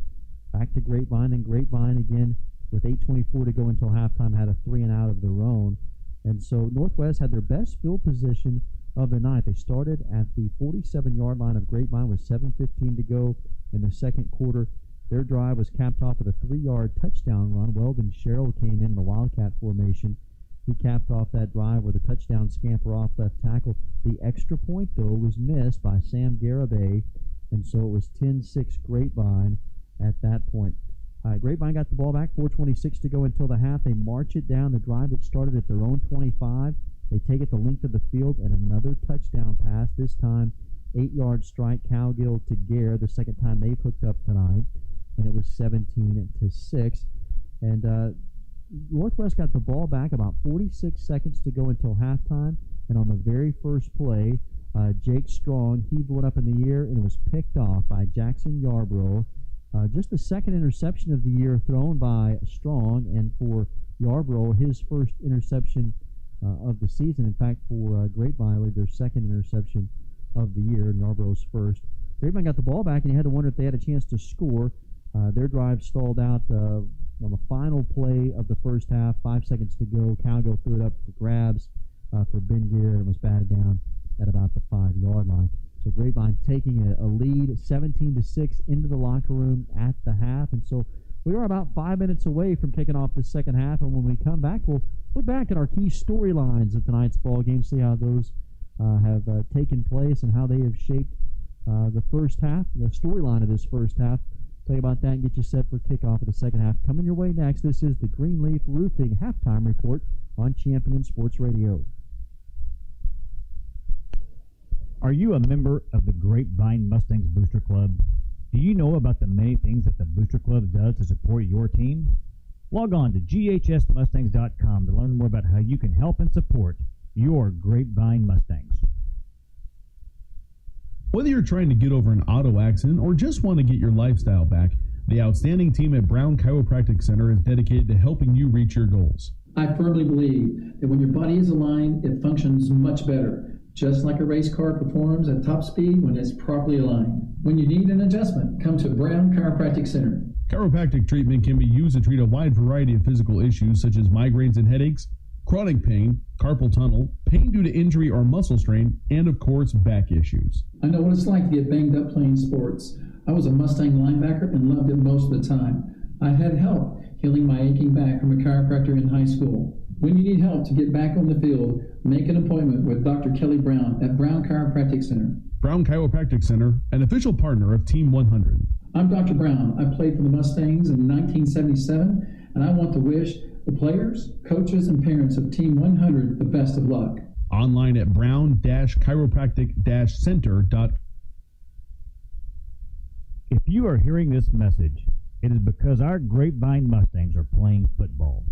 Watching and playing football is one of the many privileges we get to enjoy in this great nation.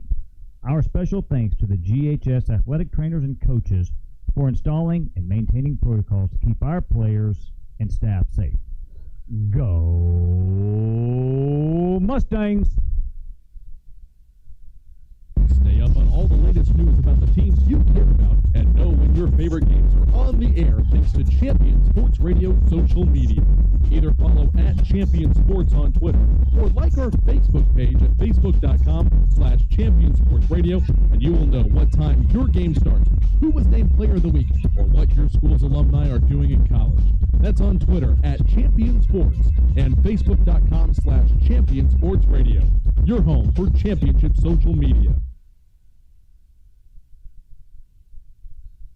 LoneStarGridiron.com. Access the complete history of Texas high school football, over 100 years of information, win-loss records, coaching histories, individual stats, records, and more. Lone Star Gridiron, the authority on Texas high school football.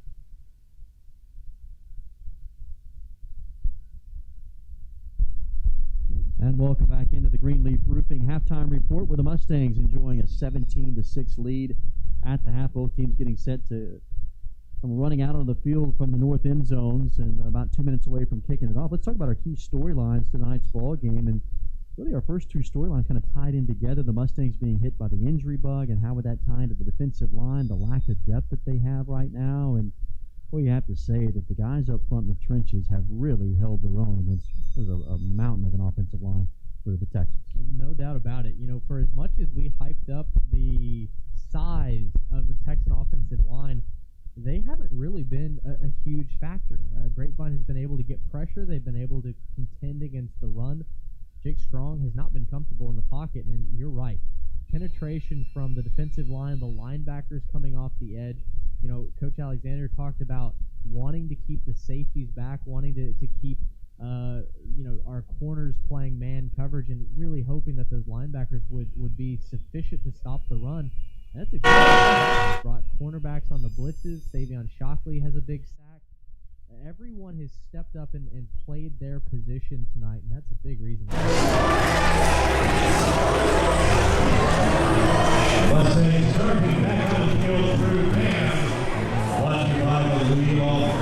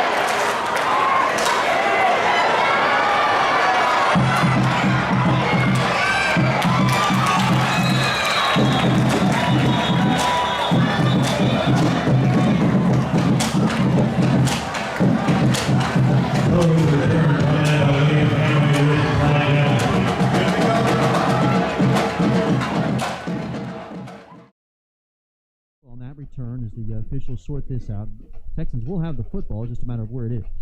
Should be holding against Kyle Cummings. And it is a hold.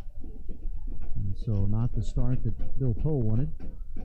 So the opening drive for Northwest will be marked off, and they'll march it back to the what looks to be a 17-yard line. It's the second hold that they've had on kick returns, too. The first one was by their lead back, Kendall Sims. So 2 for 2 on running backs getting called for holds here on kickoffs. It's really helped Grapevine win the field position battle. Yeah, Northwest tonight, their average starting field position has been their own 22, and what do you know? They're at the 22. So they'll actually start this drive. Here is the give, off right tackle, rumbles ahead. That is Kendall Sims on the carry. I like when math is simple and not complicated. Right? Very easy for me to work that math right there. It wasn't difficult at all. Not a whole lot of numbers to crunch when you're starting this deep in your own territory. Here's Jake Strong on the zone read keep. He gets around left corner to the 35. Gets a big block down the sideline. 45-50. into Grapevine territory, breaks a tackle at the 30, and tiptoes down the sideline. Did he stay in bounds? He did. They mark him out at the 26, biggest play of the night for the Texans. Well, on the Grapevine bench, Mike Alexander is screaming for a hold, and he should have gotten it. It was the true freshman, Terry Duncan, who was here on the near side, and I'm not sure if it was Shockley or who it was, but he had a Mustang in a bear hug as Strong came around the end. I'm shocked that the officials missed that. About a 49-yard run for Jake Strong. Now the ball on the left hash, trips to the wide side right at the 26 of Grapevine. Play action, quick pass to Poe, left side, brought out of bounds at the 20. Been on the tackle tonight at the 20. Close to 6.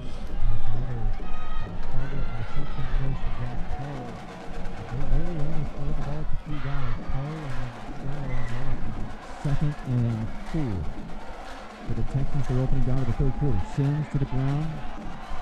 Carroll's his way past the 15. Carries tacklers to the 12. As he went straight into the teeth of that defense. And the Texans with their best drive of the night. 17-6 Grapevine, opening minute of this third quarter. Started at their own 22, they're now down to the Grapevine 12. Trips wide side right. Poe is singled up to the left. Savion Shock is in press coverage. Poe inverted the safety comes down.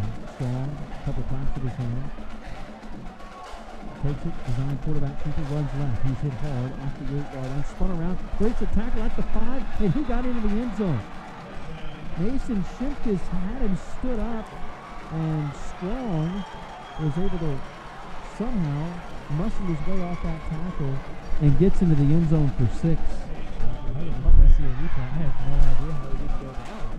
Shimkus had him dead to rights, and all of a sudden, out of the pile, came the quarterback.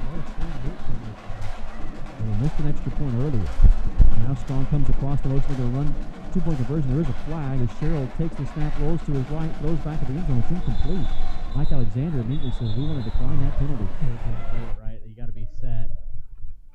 And they weren't. And for the penalty on the Texans is declined. So a failed two-point conversion. Again, the kicking game tonight, as it did last year, will it play a factor? So far, it's cost the Texans 3 points tonight. 17-12, Grapevine leads it with 10:40 to go in the third quarter. This is Mustangs football on Champion Sports Radio.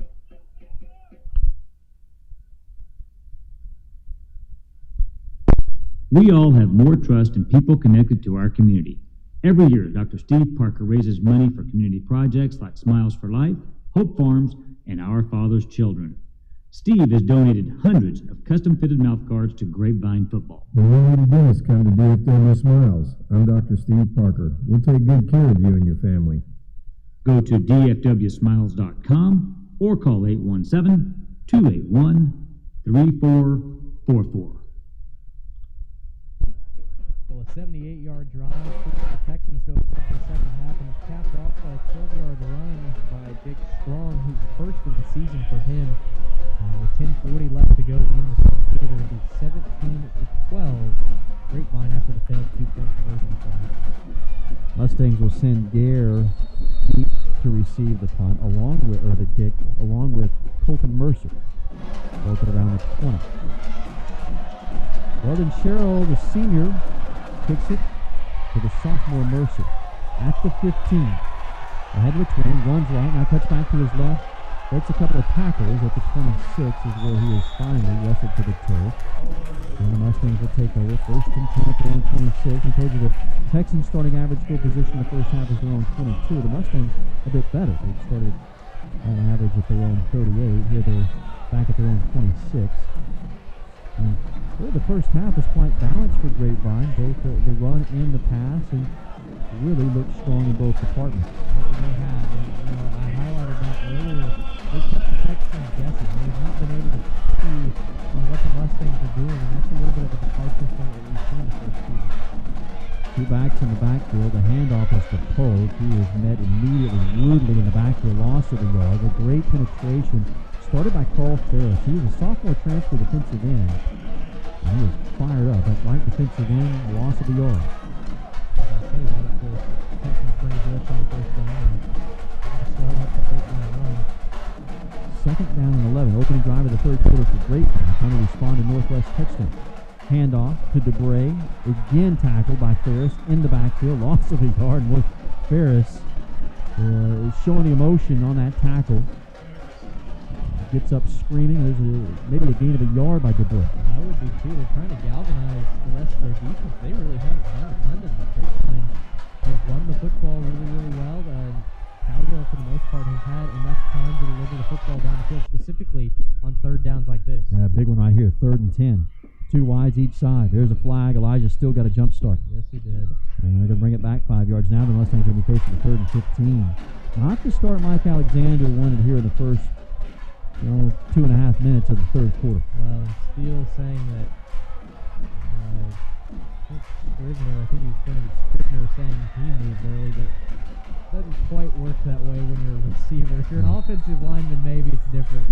The secondary can move at will. 3rd down and a long 15 with 9:28 to go in the third. Mustangs lead at 17-12. Grapevine with the ball left to right. Cowgill's in the shotgun. Looks to his left, now comes back right. Has time. Steps up in the pocket. Going deep. For receiver down there. That is Parker Polk. Got it at the 30-yard line. What a throw by Cowgill to Polk. And another huge 3rd down conversion. Boy, and what a job by the offensive line for the Mustangs. The Texans only brought 3. The Mustangs pushed all 3 defenders into the turf, and Cowgill able to set his feet, load up, and deliver a bullet down to Park, who beat Isaac Bowles, the senior safety, in coverage. Polk had a yard and a half on him. And a fantastic throw by the quarterback. Great catch as well. And Grapevine's back in business. Now at the 32 of Northwest to the ground. DeBray runs to the right side. Boys, he just tattooed. His hat was spun around at the 29. That was a vicious tackle. Austin Mangum was over there, as well as Ashton Peterson was spinning around. Gain of 3. Mangum lowered the boom right there, and you're grateful to see DeBray get up. Now, an offensive lineman, Drake Beckwith, just limped off the field for the Mustangs. That's Max Livingston, 6'4", 235-pound sophomore that comes in. You don't lose a whole lot in terms of size. Beckwith, 6'5", 255. Livingston, 6'4", 235. Livingston's only a sophomore now. He's the left tackle. From the gun, the handoff, running left side. That's Addison Davis who's in the backfield. Ball's loose on the turf. Northwest has got it at the 21. First time we've seen Davis in the backfield. The ball's coughed up, and right now Northwest has all the momentum out of the locker room. They've got the ball with 8:10 to go in the third quarter. I think he got chopped down at the knees unexpectedly, and I don't know if he got hit as he was going to the ground or if losing his footing from behind caused him to cough up that football as he gets consoled by coaches and teammates. But you're not kidding. Grapevine went into the locker room with the lead for the first time this season. It felt like they had all the momentum, but the Texans have mitigated that. In fact, have swung it in their favor here early in the third quarter. The Northwest back with the football. 3 receivers and a running back, and the handoff goes to Cummings. Big hole right side. He's ahead of the 30 and finally spun down at the 32-yard line. What a massive hole on the right side. Well, and if Yarborough doesn't get him by the ankles there, he's got all kinds of running room and just Keegan Courtney to beat. First down and 10. They go handoff again. They bring outside linebacker blitz and tackled at the 36. Stoned right there and a pickup of close to 3. This is the first time that Grapevine's defense has really faced any sort of adversity tonight. For the most part, your offense has given you long, drawn-out drives that have ended in scores. Not the case here, and Grapevine's defense, who already gave up 6, I should say, is tasked with another stop here. Second down and 6. Back to the ground. This time it's Sims right into the teeth of that Mustangs defense and right into the blitz that was coming. And a gain of a yard for Sims leaves Northwest 3rd down and a very long 5 from their own 37. Well, they haven't been very consistent throwing the ball on 3rd down. If I'm the Texans, maybe consider running the football over that right side behind Caden Barnett and Matt Luna. Well, the big guy that they missed, who graduated last year, went to TCU, is Michael Nichols. He was a left tackle. Etchinson's now the team's left tackle at 6'2", 265. Big right tackle in Barnett, 6'5", 305. Here's a 3rd down and 5. 2 receivers each side. Out of the gun is Strong. Here comes pressure. Johnson on the outside linebacker blitz. Strong escapes his grasp, but tackled at the 38. Now there's a flag. Brought down at the 38 was Jacob Carnes. Now the question is, was there a hold or maybe a face mask? I think it's going to get overturned. The linesman talking to the umpire who sits behind the middle linebacker and called that. The Mustang defense is saying in no way did he get the face mask. It didn't look like a face mask from up here, but they are going to call it against Jacob Carnes. I mean, again, we're however many feet up here in the press box, so not exactly the best view, but it looked to me like Carnes got him by the jersey. I didn't see a face mask. Mike Alexander doesn't seem to argue with the call, so they move the change to the 48 of the Mustangs. 3 defensive linemen for Grapevine. Shotgun formation, 4 receivers, Strong in the gun, handoff to Sims, starts left, cuts back right, breaks a tackle, 35, 30 down the sideline, 25 to the 20, angles out of bounds at the 16, Dylan Hohenberger over there along with Keegan Courtney to finally bump him out. They're going to mark it at the 17-yard line. Sims was going 10 different directions at once. Good job by the senior running back to just be shifty and avoided all kinds of Grapevine defenders on that play. Now Ricardo Dyer is the running back. Strong, the quarterback. 1st and 10 from the 18. Handoff Dyer. Big push up front. He drives his way to the 11. Mark him at the 12.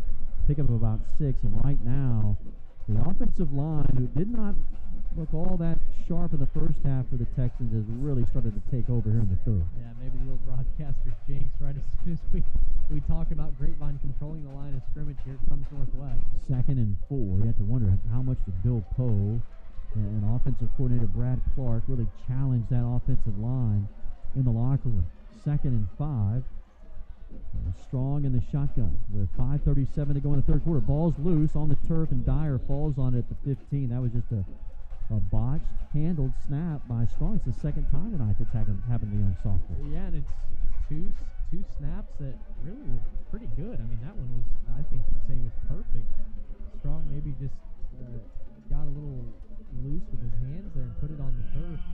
But again, a 3rd straight bounce in this game that doesn't hurt Northwest. It just goes right back into the belly of a receiver or a running back. A very meaningful 3rd down and 8 at the Grapevine 15. 3 receivers split wide right, low snap. Strong has it in the gun, slings it over the middle. Pass, bobbled at the 2, incomplete. Hohenberger may have gotten a hand in there on Jack Poe. That ball was jarred loose, incomplete. 4th and 8 now for the Texans. Well, and the Texans are going to go for it. Their kicker does not have Sam Garibay. He does not have, he doesn't have a field goal made. He missed one from 35 last week. Doesn't have a field goal made on the season. He's just 8 for 10 on extra points. We saw him miss one earlier, so the confidence in the kicking game not particularly strong. I will say, great route run by Poe there. I think if that's a better throw, it's a touchdown for Northwest. Maybe the biggest play of the ball game up to this point. 4th and 8 to try to keep this drive alive. The Mustangs walk up. Garrett Johnson on the outside in a blitz posture and a timeout called. Tanner Antela, Mike Alexander saw something maybe they didn't like, but now they're also pointing to the Northwest sideline.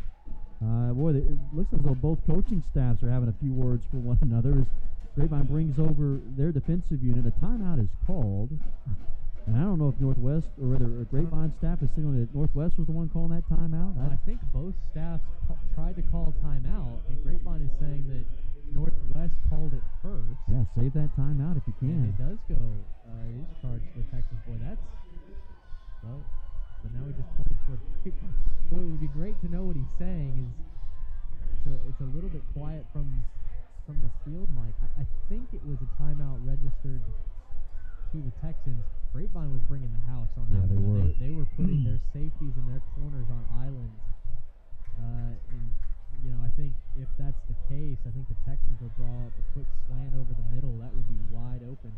Grapevine's either going to have to get a hand up on the ball or their corners are going to have to jam the receivers at the line of scrimmage.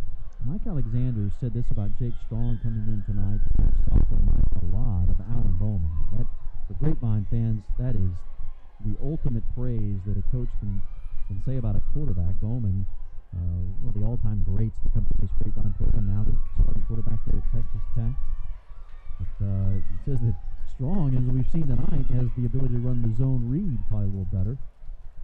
But the sophomore right here is in a crucial moment. 4th and 8 from the Mustangs 15. Now Grapevine does have that high safety. And bring up the middle linebacker in Shimkus. Also the outside linebacker in Keeling. Here comes the rush. Strong's under duress. Breaks a tackle, but there to clean it up at the 18-yard line. He is sacked by Evan Miller. Boy, the heat was coming. He got away from Cade Keeling, but he spun around, and he met Miller, the 5'11", 200-pound senior, and that drive is turned over on downs at the Mustang 19. Well, and the blitz looks flashy. It's going to look great on film, and obviously gets the result here, but the coverage on the back end allows that to happen. Even though they brought the blitz, credit that as a coverage sack. Those cornerbacks stayed with their man. There was no separation anywhere near the sticks for the Texan wide receivers, and Grapevine was an absolutely crucial stand, not only to stop the bleeding a little bit, but they maintain the lead as well. 4:49 to go in the third quarter. They keep this, or they get this ball at their own 19. Cowgill, quick pass, nearly picked off. Well, a mix-up in the route at about the 24-yard line. Davis was running inside, and right there and waiting was Nathan Van. Yeah, that could have been bad. Unfortunately, that ball sailed on Cowgill, and it's incomplete. Well, Mustang Nation, tonight after the game, be sure to watch CBS 11 News at 10 with Doug Dunbar, Chief Meteorologist Scott Padgett, and Bill Jones with sports. Weeknights only on CBS 11, your official Dallas Cowboys station. 2nd down and 10. Polk has it on the ground. He's met immediately, rudely in the backfield. Andrew Greer, the sophomore defensive tackle, right there to blast him at the line of scrimmage. I think Grapevine got a generous spot at the line, back at their own 19. Oh, no question. Polk went down 2 yards behind the line of scrimmage. So a 3rd down and 10, and right now, at least here in this, their second possession of the third quarter, Grapevine, other than the big pass play to Parker Polk, not had much offensive go right for him. Now 3rd down and 10. Cowgill sets up, throws, pass caught at the 29 by Gare. They're going to mark it at the 30-yard line. Boy, now that is a very generous spot. Oh, that's a makeup call for the last spot, but Grapevine will gladly take that. Well, he had the first down, but it was at the sticks. He never even reached the 30-yard line. So, yeah, you'll take the spot. They did get the first down. Where that ball was caught should have been a first down, but we'll add an extra yard onto that and say thanks very much and move on. Yeah, great pitch and catch. Cowgill to Gare. It's a financial first down. Now in 1st and 10, again back to the air. Gare skies and takes the ball away at the 48. Pushed out of bounds at the 46-yard line, maybe the 47 of the Texans. What an incredible grab by Gare. Well, and Gare goes up over the new starting corner and Jason Laster. Again, 2 brand new cornerbacks for this Texans defense, and Laster was in good position for great coverage, but he went up a little hesitant there. Gare able to sky over him, almost like he was going for a rebound and just simply take the ball away. Now they play those corners about 8 to 10 yards off, and so those routes are there. Here they go back to Polk. Starts right now, slices his way back to the left, and gets to about the 45 as he falls forward. A harder gain of 3 yards by Polk. You know, the Mustangs give out those weekly awards over social media every single week. Tell you what, Parker Polk could win toughness, he could win heart, he could win any of them every single week. This kid can do it all. He can run between the tackles, he can obviously catch as a wide receiver, and he certainly takes his fair share of shots for it, but he bounces right back up. Yeah, 2nd and 7. They keep Polk in the backfield. They split Steele and Davis to the right. Edwards is the tight end to that side. Baird singled up left side. 3:04 and counting, 17-12 Mustangs. Here's Polk, and this time nowhere to go. Met immediately at the line of scrimmage, shoved back. Carson Campbell, defensive end whose motor's always hot, right there to hit him as soon as he got the football. Well, the right idea, there was room if he had bounced it back, but by the time he realized that he being Polk, he was one step too far committed. I think he would have been better just to continue to swing it around the right end. 3rd down and 8 with 2:35 to go in the third quarter. Cowgill changes the play at the line out of the shotgun. Steps up, throws over the middle for Gare and incomplete. On a post pattern at around the 28. They had the coverage that they wanted. Preston Scribner, the safety, was over the top, incomplete. And now 4th down coming up for the Mustangs. Well, that's a veteran call there by Cowgill to change the route, realize that the cornerback is stationed over him, but is coming on the blitz. And right idea, just didn't quite execute on the throw. It was also good coverage on the back end by Scribner. What a surprise you hear 4th and 8, 4 down territory. Mustangs are going for it. from the 46. Cowgill maybe with a hard count here. Two receivers split to the right, one left. Now Cowgill's going to kick it.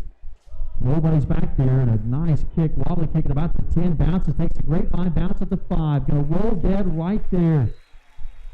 Well, a great call by Mike Alexander. We've not seen Cowgill football in that quick kick position, but he just backed up another yard or so, kicked it, and they just bury the Texans back inside their own 10 at the 6. Well, that's a hallmark of high school football, isn't it? Having your quarterback kind of pooch kick it. And the point of that, obviously, is that you line up, you see if you've got a mismatch. If you do, then you go ahead and take a chance and go for it. But I think that's the right call there. With as good as your defense is playing, they just got a big stop. They've got some energy. They've got some momentum. Go ahead and trust them, especially with the Texans backed up inside their own 10-yard line at they're saying 6. Three receivers, Strong, the quarterback in the shotgun, back at the 1-yard line. The handoff to Sims. He's got a big hole on the left side and wrestled with the turf at the 13. Needs to replicate Keeling. Got him down. The Texans continue to get a solid push with those hog mollies up front. They do. The beef is certainly starting to flex its muscle here in the second half. That was Brody Edgerton that sealed it in. Second down and 3, inside 2 minutes remaining in the third quarter. 17-12 Grapevine. A handoff again to Sims.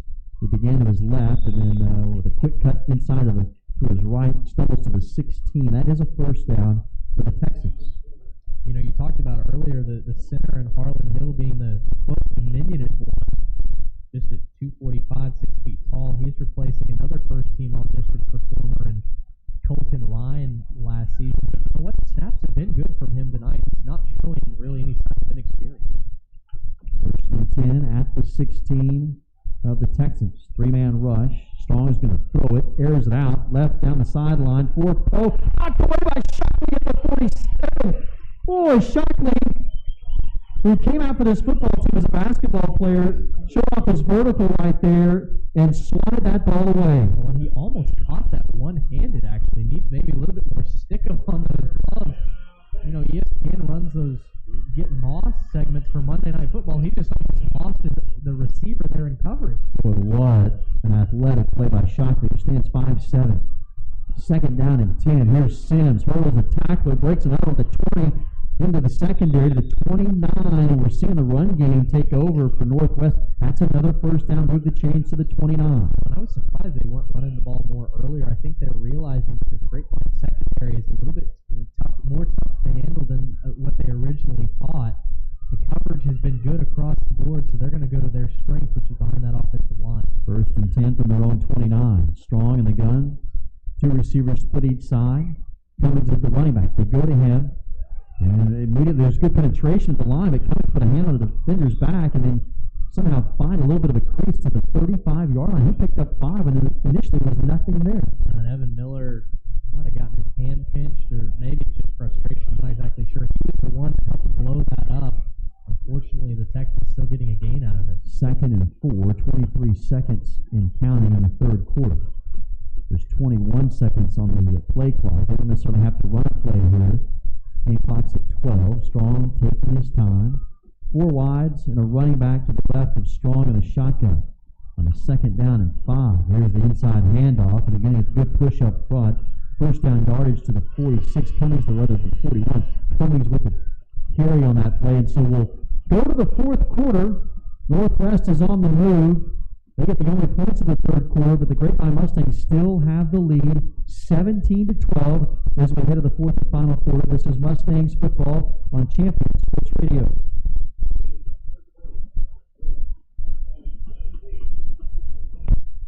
Hey Grapevine, this is Karen Borda from CBS 11 News this morning, and I just want to say congratulations on your 100th year of Mustangs football. As a football fan born and raised here in North Texas, that is an amazing example of history and tradition. And by the way, I hope you will join me weekday mornings from 4:30 to 7 a.m. for CBS 11 News this morning. We've got everything you need to get your day started. So join me, Karen Borda, mornings on CBS 11 News, the ones for Texas. Want to learn more about your Grapevine Mustangs after each game? Each week of the season, you can go to ghsmustangs.com. Seeing here from the head coach of the Mustangs on the Coach Mike Alexander Show. The Coach Mike Alexander Show is sponsored again this year by Chemisod with Compass. When you go to the fourth quarter, we've got a game going right now. 17-12, Mustangs holding on to a 5-point lead. Texans move left to right here to begin the fourth. Strong out of the shotgun, bubble screen left side. It's caught by Sherrill with a great open field tackle on the far sideline at the 45. That's Adrian White. The corners have played terrific tonight for Grapevine. They absolutely have it on that play. White had to fight through a block from Jack Poe. He not only had the receiver locked up, but he was also able to make a one-arm tackle.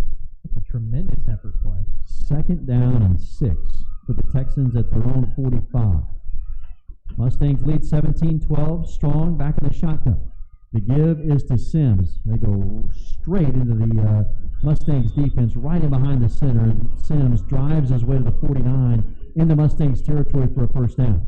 Well, the other thing you have to consider now is the Texans are going to be able to chew up clock here. So on one hand, if they're able to score, that's great for them. If not, they may be shooting themselves in the foot here. They probably need to score. This drive started back at their own 6-yard line. They're now at the Mustangs 49. 4 wides, 2 each side, ball to the left hash. Strong on the shotgun, sets up, has all sorts of time, heaves it, going for it all, down the left side, tipped away, and picked off, but there's a penalty flag, going to be a pass interference. They're going to bring it back, run it down that sideline, and across the 35 way into Texas territory. They're going to wave it off. So they're going to wave it off, take it all the way to the end zone. They're going to call this one back, all for naught.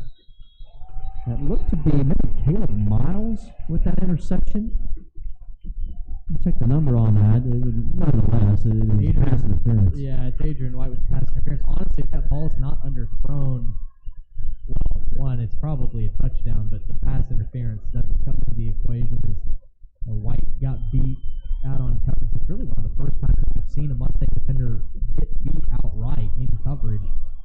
This one, unfortunately, really is going to sting the Mustangs. And it's Cameron Wagner who took it back, but they bring that one back. Yeah, pass interference will move the ball to the 34 and give the Texans a brand new set of downs. It'll look good on the title. I do. You don't have to say it was waved off.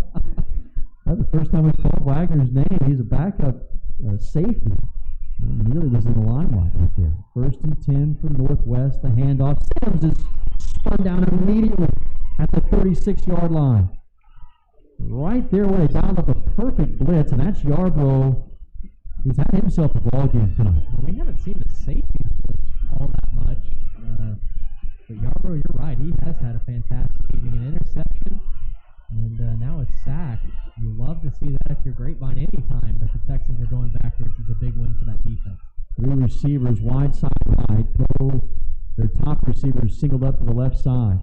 On the shotgun, Strong keeps it, designed quarterback, sweep. He's got a lot of blocking out in front, past the 30, 25, 20. Down inside the 15, here comes a flag flying in right at the tackle. Keegan Courtney finally got there to tackle him, but boy, it seemed like they were outmanned up top, and just Strong got to the corner right there. Yeah, the play run into the weak side with all the Grapevine defenders guarding that trips formation down on the right. And I'm wondering if this is going to be on Grapevine as well. Yeah, it is personal foul, face mask. Ouch. Well, the Texans have marched from their own 6, and now they are at the Grapevine. What looks to be, they're going to mark it at the 7.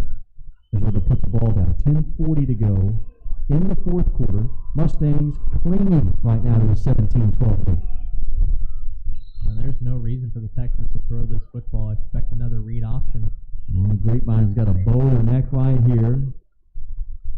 3 down linemen. They bring a couple of linebackers up to the line of scrimmage as well. Texans have a tight end set right. Here's the handoff. It's Strong. He keeps it on his zone read. Garrett Johnson wasn't buying the fake, and he hog-tied him at the 10, up around his shoulders, brought him to the turf. Big loss right there. Garrett Johnson was right in his face when Strong took off to the left. Well, I promise you, if I can channel a little bit of Tony Romo, so Tanner Ansel right there, and that's been their strength tonight. It was almost too obvious, and Grapevine brought the outside pressure, trying to contain the quarterback. It worked there. 2nd down and goal at the 10. Strong changes the play at the line of scrimmage. They got a tight end in Shannon DeMickey, 6'4", 180-pound junior on the right side. Two receivers right, Poe up top to the left. Now Sims, the running back, switches sides to the right of Strong. The zone read goes to Sims. Sims ahead to the 7. Spill there, and it's going to lead the Texans with third down and goal at the 7. You think it's 4-down territory here for Northwest? No doubt. This is absolutely 4-down territory. Even if you did trust your kicker, I mean, why not? You just proved that you can drive down the field. You started on your own 6. This is absolutely 4-down territory. They'll have 2 more plays, and they don't want to throw the football. You can tell that they want to keep it on the ground. I expect another run here. Tight end right, 2 receivers right side, ball's in the left hash. Strong with a shotgun, steps up, wants to throw. Here comes he.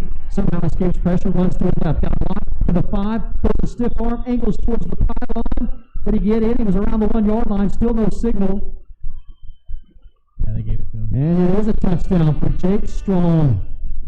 Boy, what a play by a sensational sophomore. That gives Northwest their first lead of the night with 8:55 to play in the fourth quarter, now 18-17. And I don't think they've run their field goal kicker out. They're probably going for 2 here, as it would make it a field goal game. It doesn't really make any difference to kick the extra point.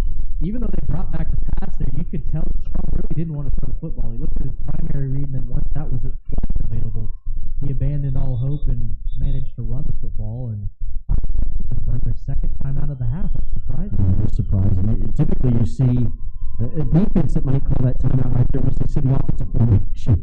Well, because you practice these 2-point plays during the week, so that's twice now. Well, once on the 2-point conversion. That's twice now inside the 10-yard line that Northwest hasn't liked what they've seen, but this one especially, you've got the lead. One timeout is worth its weight in gold now. I'm very surprised. Makes you think, too, at Northwest, maybe somebody misaligned. A lot of times these 2-point plays, it's all about getting, somebody outnumbered defensively and setting up somebody as maybe a decoy or just a different offensive type formation. And so maybe somebody not set what they wanted. But yeah, you're right, man. That timeout right there in a ball game right now, it's just a 1-point game. That timeout looms large, as does the 3 points that Northwest had left on the board line. Nice extra point, nice 2-point conversion. No doubt about it. But they've got the lead. Grapevine got to figure something out offensively. Yeah, if I'm Grapevine here, you know what? If they want to throw the football, fine. But they're 3 yards from the goal line. I mean, everything in their playbook says run here. Make sure you seal off the edges and don't let them run right up the middle. Shotgun in motion, Sherrill across left to right. Sends the running back right, Strong, sprints that direction, rolls out, still rolling, throws towards the back of the end zone, bobbled incomplete.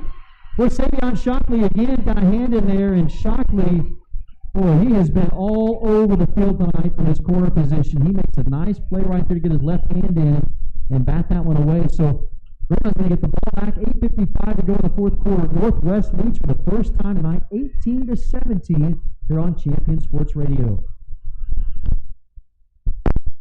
Far too long, the church has been known for what it is against. At God's Christian Church, we are known for what we are for. We are for the Grapevine Mustangs. We are for the community. We are for you. No matter where you are and what you've done, you're part of the God and you're part of us. We are given a responsive place where we can connect with God, others, and our purpose. Learn more about purpose at purpose.church. That's purpose.church. An impressive 94-yard drive for the Texans, and it ends in a touchdown, a 70-yard touchdown run by Jake Strong, his second of the night and the season. 4 touchdown now with 8:55 left in the ball game. Northwest has their first lead of the night, 18-17. Crucially, 5 available points that have been left out on the field by the Texans.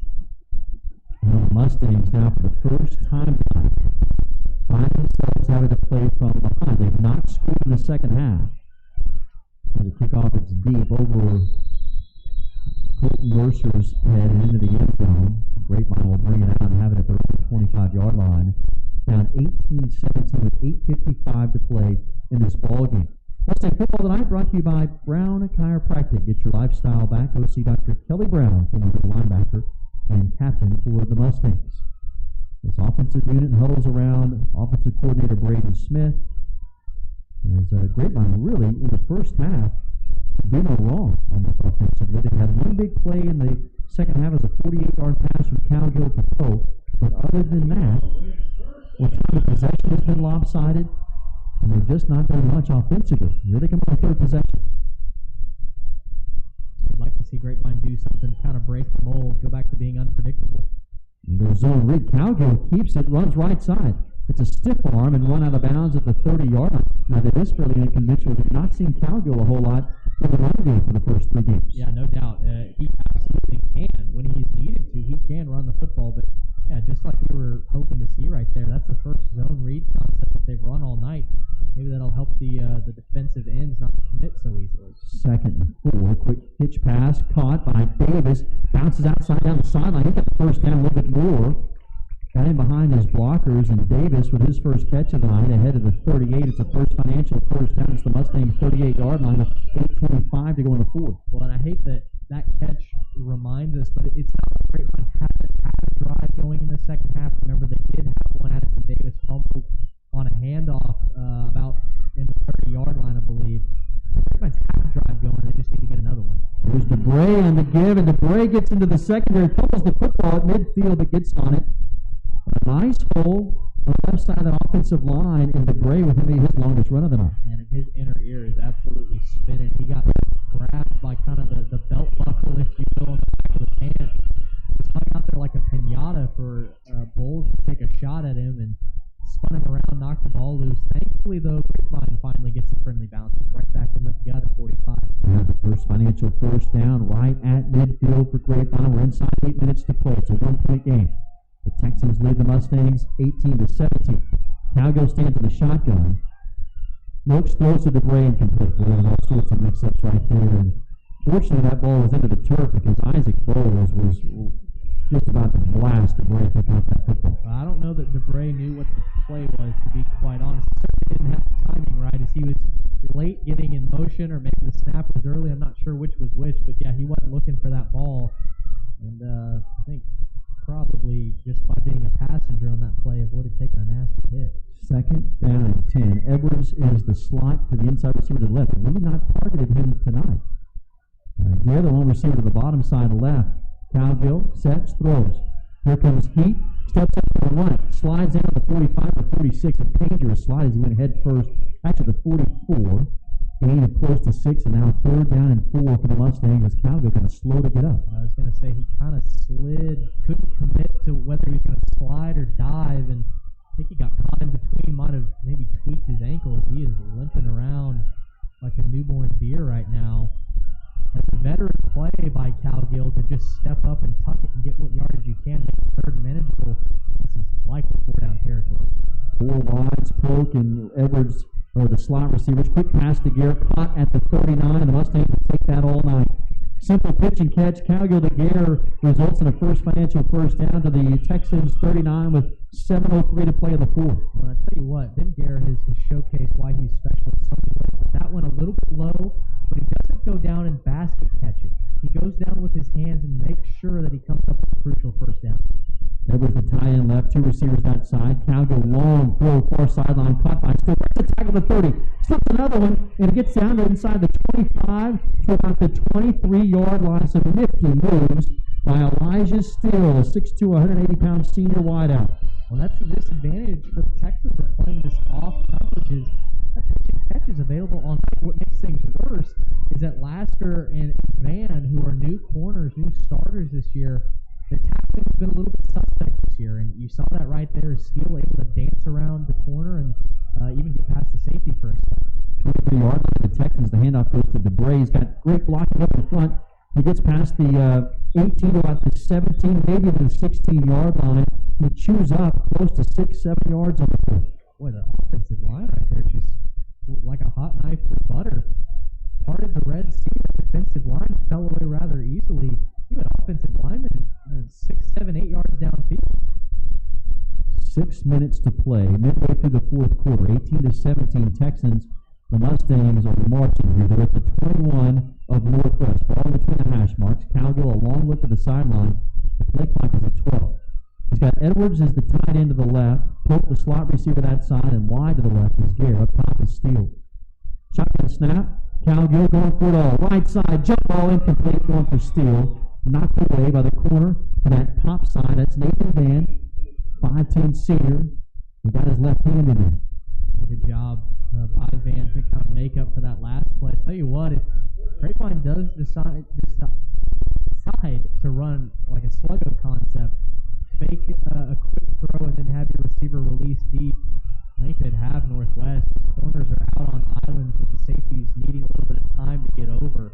No real coverage over the top. 3rd and 3, they short motion Steele. 2 running backs. Calgill throws into the flat cut by Steele. Now it's race the goal line. Past the 10 to the 5. In the end zone goes Steele. Steele broke the tackle of Isaac Bowles at the 10 and then raced down the sideline. And the Mustangs take the lead back at 23-18 and look like they're going for 2. They are. Garrett Johnson starting to run out to assume the field goal position, and Mike Alexander screaming at him to get back. They're going to go for 2. They're up by 5 right now. They want a full touchdown and an extra point advantage, which, as we talked about, 7 points is not on the table tonight. There's some shifting up front. 2 receivers bunch right. Gare motions quickly across left to right. Sprints that way. Calgill throws it up for it. Gare caught it in the right corner of the end zone, and the Mustangs get the 2-point conversion on a well-executed play. A lot of shifting at the line, and they got Gare singled up on a linebacker, and Calgill dumps it over the head and into the waiting hands of Gare, and it's now 25-18 Mustangs. 5:29 to play in the 4th. This is Grapevine football on Champion Sports Radio.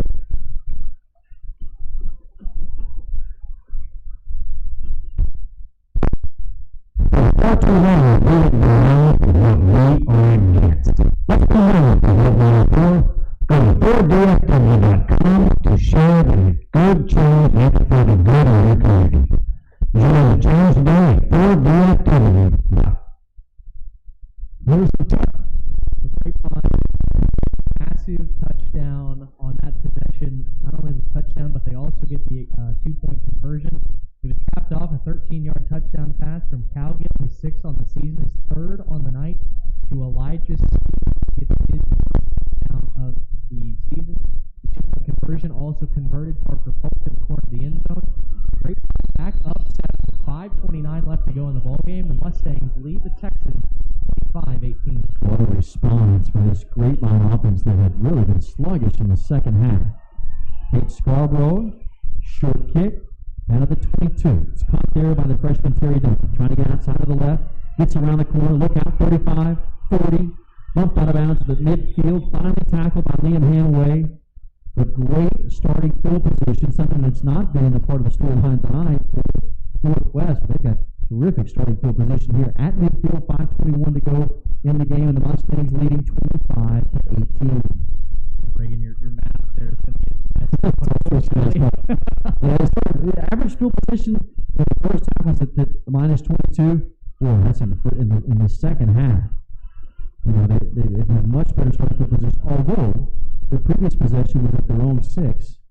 What do they do to them at 93 yards? Yeah, so hey, maybe give them a couple more yards, and all of a sudden their mojo's thrown off. Well, they are going to mark this back at 46 and not at midfield, so at their own 46, still great starting field position here. And before they can get the playoff, there is a whistle and a delay game. Oh my goodness, that is okay. So that's surprising. The umpire had to hold that ball from being snapped because Grapevine hadn't taken the field yet. So Northwest was actually over the ball and ready to go, but the play clock was running. I'm shocked the head referee allowed that delay game to happen. We've got 2 receivers, wide right, 1 left. Jake Strong on a 1st down and 15, now from their own 41. Back to the ground game. Strong keeps it, and he is stuck at the 44. Well, he's been impressive tonight, not only throwing the football, but really what we've seen tonight from his legs. He got about 4 there. Yeah, just a great job, good vision for a top quarterback. He has been nothing but impressive tonight. He struggled a little bit through the air, but I think that's more give credit to the Grapevine coverage than take something away from Strong here. But no doubt about it, his legs have become a weapon that have just become more and more lethal throughout the night. Inside 4:45 to play in the game. Second down and 11. Three-man rush. Here's the handoff. Strong keeps it. Look out. He hit at the 50. He was spun around at the 49-yard line. And Adrian Wright, the corner, just came up and walloped Strong. What looked like from the outside was a big game. Yeah, it did. A great tackle there by White. Boy, Christian Watson, who's just a junior and doesn't have much starting experience at all, if he stays home on that and doesn't overcommit, Strong is going to be tackled for a 3-yard loss at least. But good job by Strong, realizing that the defender overcommitted and running around the edge for something. And a critical 3rd and 5 for the Mustang 49-yard line. Strong stands in the shotgun. 2 receivers split to each side.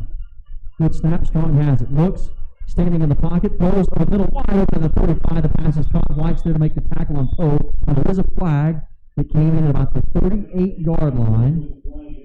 And that would be a first down for Northwest. I think it's going to be on Dylan Hohenberger. He was discussing something with the referee. But with the separation, you wondered if it's a push-off on the offense, but the way that everyone is standing around, I think it's going to be on the Mustangs. It's holding. It's holding on Grapevine. They decline it. They get the first down at the 33. 25-18 Grapevine. 3:50 to play in the ballgame. Boy, this is where those 5 points that Northwest has left on the field are astronomical. Strong, barking directions from the shotgun. Mustangs show blitz and Yarbrough. Now he backs out. Now he starts to creep up again. Here comes Yarbrough. Strong steps up, throws in the flat. It's caught by Sherrill, and his body slammed at about the 30 by Hohenberger. Pick up almost a fool.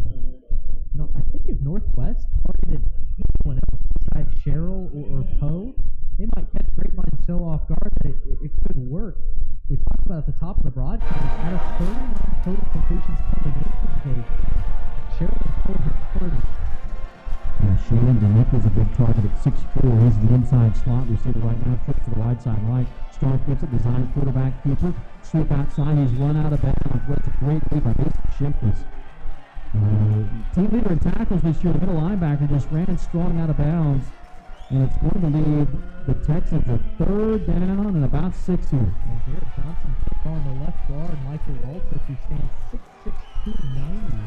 And he stood up, forced Strong to go way outside the boundary where he's come out of bounds. 4:56 to go in the 4th quarter. Big play right here.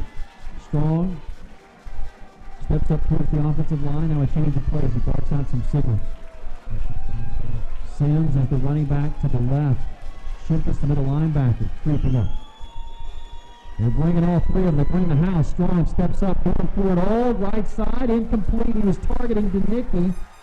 6'4" junior, but stride for stride right there with him. Boy, there was no way he was going to catch that football. That was great cover there. Jackson Yarbrough again on the coverage. DeNicky was looking for a pass interference call. He didn't get it. I don't think he deserved it either. That was just covered by Yarbrough, who's stride for stride with him. And here you go. Here's the ballgame. The Texans only have one timeout. That Grapevine crowd stands at their feet. 4th and 5. 2:52 to go in the 4th. 25-18 Mustangs. Ball is at the Grapevine 29. Strong in the shotgun. Receivers bunch to both sides. There's movement across the line. Then they got Grapevine to jump. Strong delivers on a free play, and it's incomplete to the flat. There are flags at the 30-yard line. Just a matter of who jumps. I believe they may have caught Grapevine. It's a 4th and 6, so this could make it a 4th down and 1. Do you think they're going to call it on Grapevine? I would say Owen Hill in center point. Play like Matt Lowe to the right guard. Of course, he may have been drawn, but this is going to be on Grapevine. And now, this changes the complexion of the play call. It's a 4th down and 1 for Northwest here at the Mustangs 24. Quickly to the line. Strong's in the shotgun. They've got an H-back in there. 2 running backs to the left. Strong keeps it. Sherrill keeps it. He's got at the line of scrimmage. Stop at the 25-yard line. There's a flag that came in after the tackle. Oh, what a play by Grapevine. On the right side, they had it snuffed out. But the flag came in well after that tackle was made. I didn't see any pushing or shoving that happened. Oh, it's going to be on Northwest. It's on Northwest. Well, the Mustangs had a great job of scouting that play out as if they knew what was coming. As they got in on that left side, in behind the H-back, and Sherrill just kept it on the design quarterback keeper. He was stood up. Great job of the defensive front line and the linebacker. That second wave kept coming. Well, that's the play of the ball game right now. With 2:44 to go, Grapevine's going to get the ball back. Well, and, you know, you expected... No, it isn't. They did play on Grapevine, so they've marched the ball back down to the 12. We didn't hear what the call was, but regardless, it is Mustang ball. All of the push on the various plays in the second half of that offensive line has got, they did not get it there. And you said, just fundamental football by Grapevine, holding their lanes, the linebacker stealed off the corner. That is the play of the game. Without a doubt, if Grapevine holds on to win that. It had to be after the play, unsportsmanlike person. This is all the way back to the 11. After the Mustangs will start it at the 11, 2:44 to play in the game. They go to the ground. Pope starts to his left. There's not much there, but then he finds a little bit of a crease back inside of the 15. A timeout is called by Northwest. And the Texans, with one timeout remaining, it's 2:38 to go in the ball. There was a question earlier.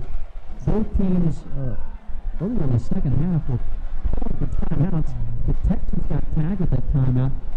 They don't have any timeouts, but at least according to the scoreboard, they don't have any timeouts. Yeah, they just put in their last one there to stop the clock. They have a little more coming into this possession, and now that one is so they're saying the second attempt needs to be updated. Oh, absolutely. The ball was on the 11. It's now on the 15-yard line, so they got a couple of yards there.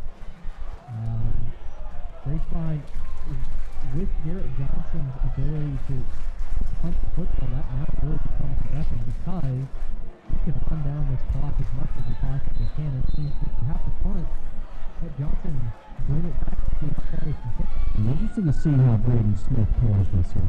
They keep the ball in the ground because now that clock really does become the 12th man with Northwest without any timeouts. With two backs. In the shotgun's Cowgill. Edwards is the tight end. A short motion. Davis to the left. The handoff goes to Pope. A nice push up front. Pope had all sorts of past the 20. This is the 21. He's about a yard short of the first down. Not the surge on the right side of the offensive line. It was a great job. Great movement by the big guys up front. And now... Well, it must have been. The score might have been wrong. Because the Texans just called another timeout with 2:30 to go. So then there have been 4 timeouts called in the second half, and according to the scoreboard, none of them by Grapevine. Because they called one there on first down, they called one on 2-point conversion, they called 2 on 2-point conversion.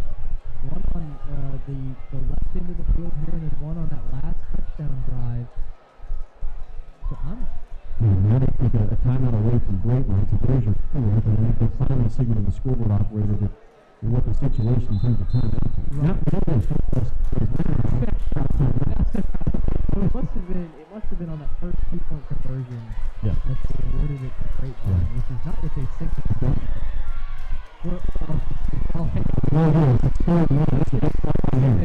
It's 30 to go in the ballgame.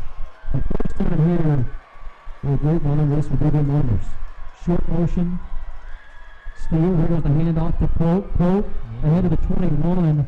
He's going to be very close. We're going to spot that ball. That's short according to the current spot. The clock stopped at 2:21. There's not much room that to get back into the same type play. That zone scheme on the right side. They've had success tonight. In behind Josh Logan and Billy Beckler. The 21 is short. So the clock will tick. There's 46 on the game clock, 2:04 on the game clock, 23 seconds on the play clock. So they can essentially get this down to about a minute 40. Grapevine can run it all the way down and call a timeout. And talk it over. I'd love to hear what you would do in this situation. I think you put the football away. Northwest's biggest offensive weapon is running the football, which they don't really have time to do right now. It's 4th and 1. And we call that timeout with a minute 40. I'm with you. Make 1 yard and win the ball game, obviously. Right. But you don't convert. You're giving Jake Strong a short cover. I think to your point, they're strong suitors running the ball. With a minute 40, they can do just that. Right? I'm with it. Garrett Johnson playing the football tonight, make them drive the field. Not to say Jake Strong can't hit you with his arm, but tonight I'm so impressed with the secondary play of the Mustangs that you pull out here. Let's put the game on the shoulder, Parker. Right, and of course, not only does have the task now of scoring, they also have the task of either kicking an extra point, which they have not done tonight, or converting a two-point conversion, which they also have done. So it's really kind of a step-by-step path that Northwest has to do it. They've got two mountains that they've got to climb, and Garrett Johnson is coming up. So they're going to put the football. Boy, you would love to see them find another 50-plus yarder. It's going to be Henry Sherrill, who runs in 45, which for high school football is a lot of respect. Johnson is standing for the 37. He does point into a slight boom. He's out of it. That Coleman kick he had to his back. Good snap. Johnson gets it away. It's a wobbly kicker. This one's a good bounce. Near side, past the 40, down to the 30. Sherrill picks it up on the bounce. Now keep it the near sideline. 35, and dives ahead to the 40. For that kind of very generous bounce. Right past Sherrill. And so the Texans will start with no timeouts. This is your ball game right here. At their own 40 with 1:29 to play in the game, and Grapevine on top 25 to 18. 89 seconds with no timeout. Now, you did mention that's a good arm. And we've seen him throw balls down the field, but this time it's completed. Sophomore quarterback is going to get a baptism of fire right here. Northwest wants to stay undefeated. First down and 10 from their own 39 is where the Texans begin this drive. Three receivers, wide left, one to the right. Strong's going to throw, sets it in the pocket, dancing. Heaves it open at around the 40 and nearly knocked away. The pass is caught by Poe at the 37, where it was nearly knocked to the turf at the last second. Grapevine defender just late getting there, and Poe made that catch. Well, here's the deal about going into the season defense. It's easy to lose where receivers were, and that's exactly what happened right there. First and 10, Texans to the ground. Sims running. And he's got some room, dances away around the 30-yard line to the 27. Now the clock is rolling. 1:14 and counting. We do get the first down, so we will move and stop the clock to make the change. That first pass allows you to run the football a couple times. Great position now for 27 at Grapevine. We're nearing a minute. 1:05 and counting. Quick to the right side left. Strong's in the shotgun. He bobbles the snap. Gets it back. Here comes Shockley. Shockley gets it. Ball's at the 30-yard line.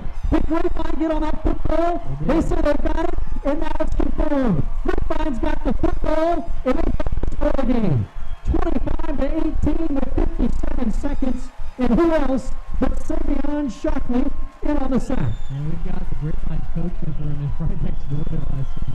It's extremely loud next door, as it well should be. Grapevine comes up huge. I don't know if Shockley gets there in time if Strong does not fumble that football. That's the third time tonight that he has mishandled a snap that was perfect otherwise. And that blunder is going to cost the Texans the game tonight. Good job by Shockley to step on the accelerator. Strong's never something.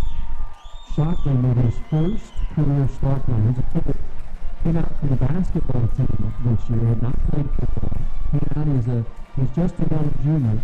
He stands 5 feet 7 inches tall, 160 pounds.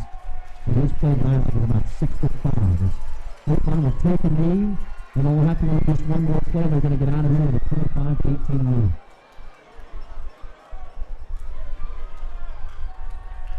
Mustangs watch that clock tick down. And then Northwest, their first loss of the season. This is a good Texans football campaign with the field team. Certainly a contender for their own district championship. Cowboy takes the snap from the shotgun, takes the knee. That's going to do it. They don't have to run another play. What a job tonight by so many. Start with his coaching staff. Mike Alexander and his staff put together outstanding game plan, and hats off to this Grapevine football team for executing it. One of the keys tonight, we talked about the storylines, was the lack of depth that they had. 15 players that played in their scrimmage 2 weeks ago that were not suited up tonight due to various reasons. And the Mustangs tonight did a very good Texans team that was 2-0. Yes, they did. And, this is a season-defining thing, I think, for Grapevine.